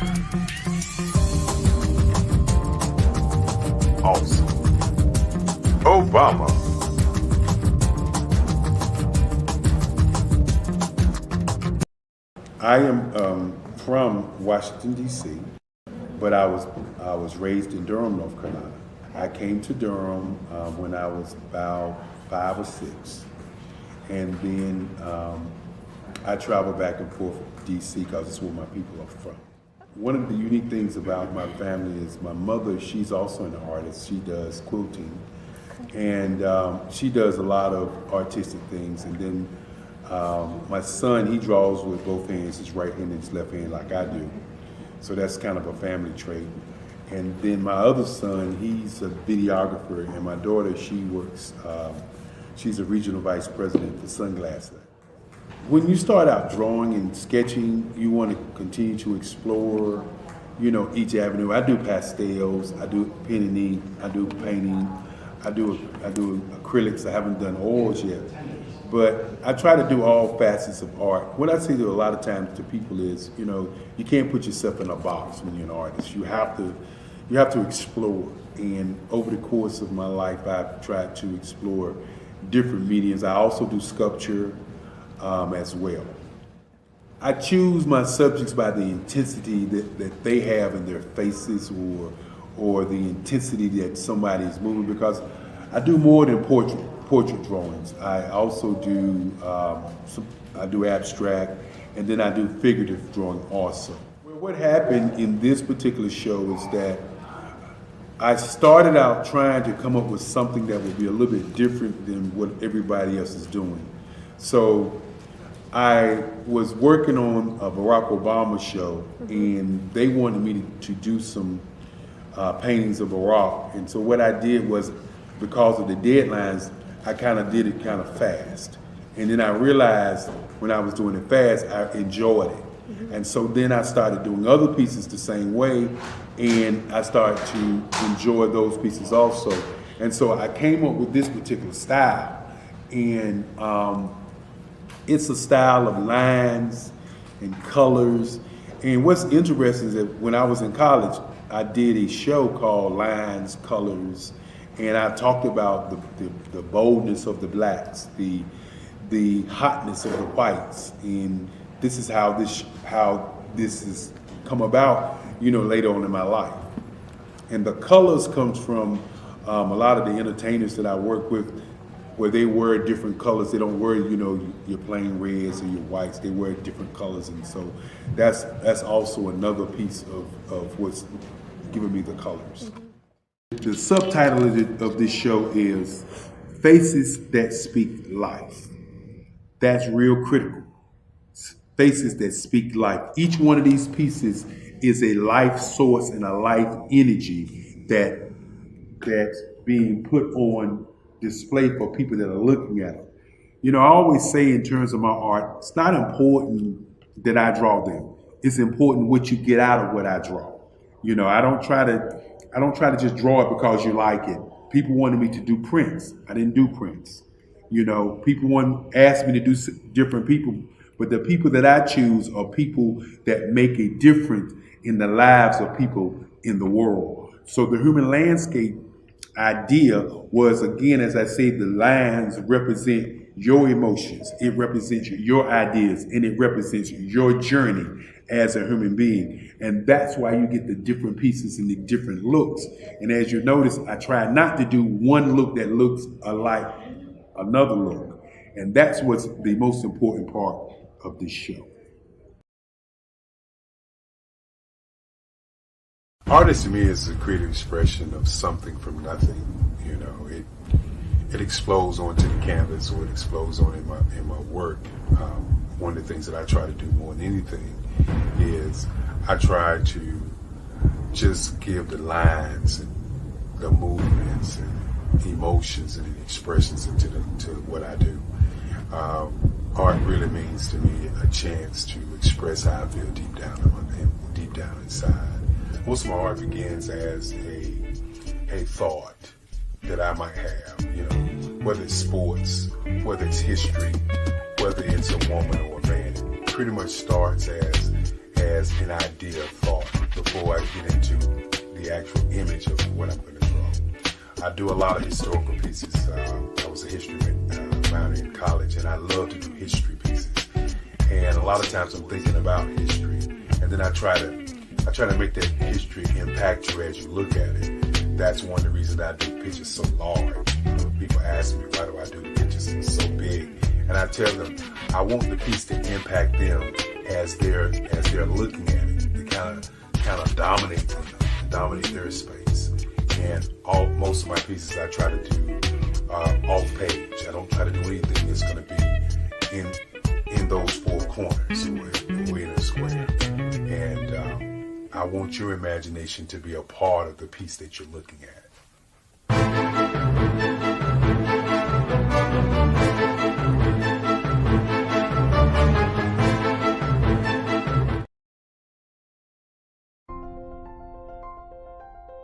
What if you could build your own city? A place where every child can find nurturing people to help them achieve their full potential. A place where every adult can access job training support, where health education is abundant, where social justice ruled the land. A place without limitations. Welcome.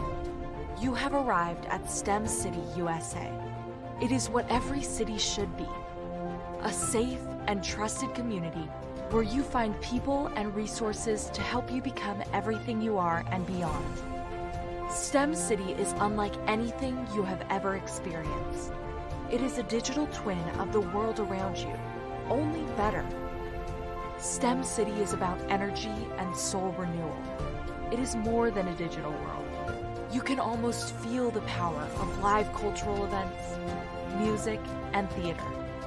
STEM City promises a better future for children with caring mentors and hands-on activities with dedicated tutors to support our youth.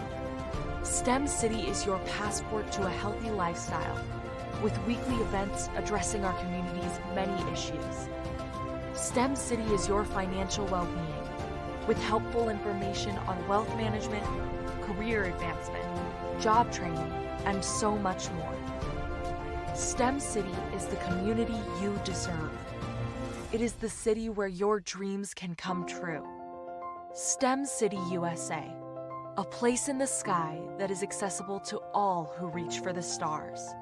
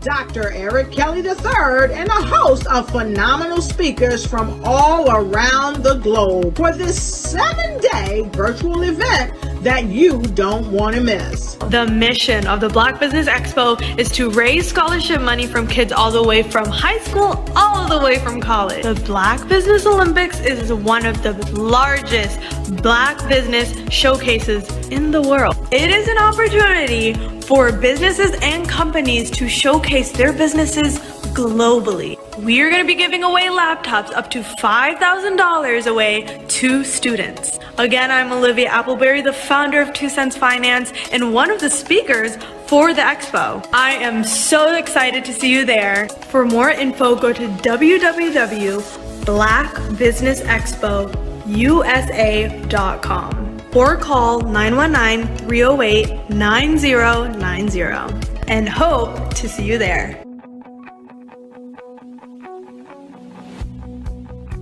I am Black business. From the moment I wake until the time I sleep. Yes, I am Black business. I am Black business. Tell me, are you Black business? I am Black business. Do you support Black businesses? Listen, I support Black business because I am Black business. Black Business Expo, one of the largest business showcases in the history of Black business in the world. The world! Sign up today at www.blackbusinessexpousa.com or call 919-308-9090. I am Black business. I am Black business. From the moment I wake until the time I sleep, I am Black business. I am Black business. Are you Black business? I am Black business. Do you support Black businesses? I support Black business because I am Black business. Black Business Expo, one of the largest business showcases in the history of Black America in North Carolina. Sign up today at www.blackbusinessexpousa.com or call 919-380-9090. I am Black business. I am Black business. From the moment I wake until the time I sleep, I am Black business. I am Black business. Are you Black business? I am Black business. Do you support Black businesses? I support Black business because I am Black business. Black Business Expo, one of the largest business showcases in the history of Black America in North Carolina. Sign up today at www.blackbusinessexpousa.com or call 919-380-9090. I am Black business. I am Black business. From the moment I wake until the time I sleep, I am Black business. I am Black business. Are you Black business? I am Black business. Do you support Black businesses? I support Black business because I am Black business. Black Business Expo, one of the largest business showcases. Hello, I am Dr. Eric Kelly III, the visionary strategist and founder of the Black Business Olympics. I invite you to showcase your Black-owned businesses on the Black Business Network global stage. The Black Business Olympics is a global Black Business Network platform that propels Black-owned businesses into the international spotlight. By showcasing your business on the Black Business Olympics platform, you can reach a worldwide audience of potential customers, partners, and investors. You can also establish yourself as a thought leader and expert in your field, attract lucrative partnerships, and more speaking engagements. In addition, the Black Business Olympics platform provides a valuable opportunity to connect and collaborate with like-minded entrepreneurs and business professionals from around the world. This can lead to new business opportunities, ideas, and relationships. Finally, by sharing your story and expertise on the Black Business Olympics platform, you can inspire and empower others. This is a powerful way to make a positive impact on the world and leave a lasting legacy. If you are a Black-owned business owner, I encourage you to seize the opportunity to showcase your business on the Black Business Olympics platform. It is a once-in-a-lifetime opportunity to make an indelible mark on the world.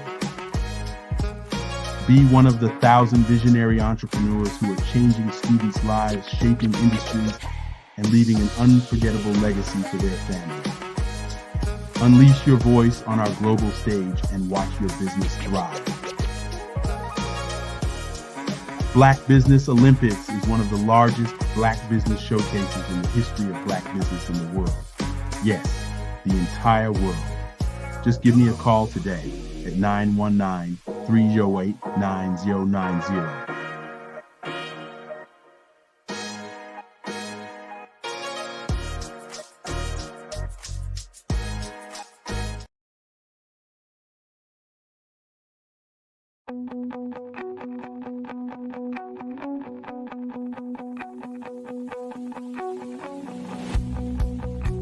I am Black business. From the moment I wake until the time I sleep. Yes, I am Black business. I am Black business. Tell me, are you Black business? I am Black business. Do you support Black businesses? Listen, I support Black business because I am Black business. Black Business Expo, one of the largest business showcases in the history of Black business in the world. The world! Sign up today at www.blackbusinessexpousa.com or call 919-308-9090. I am Black business.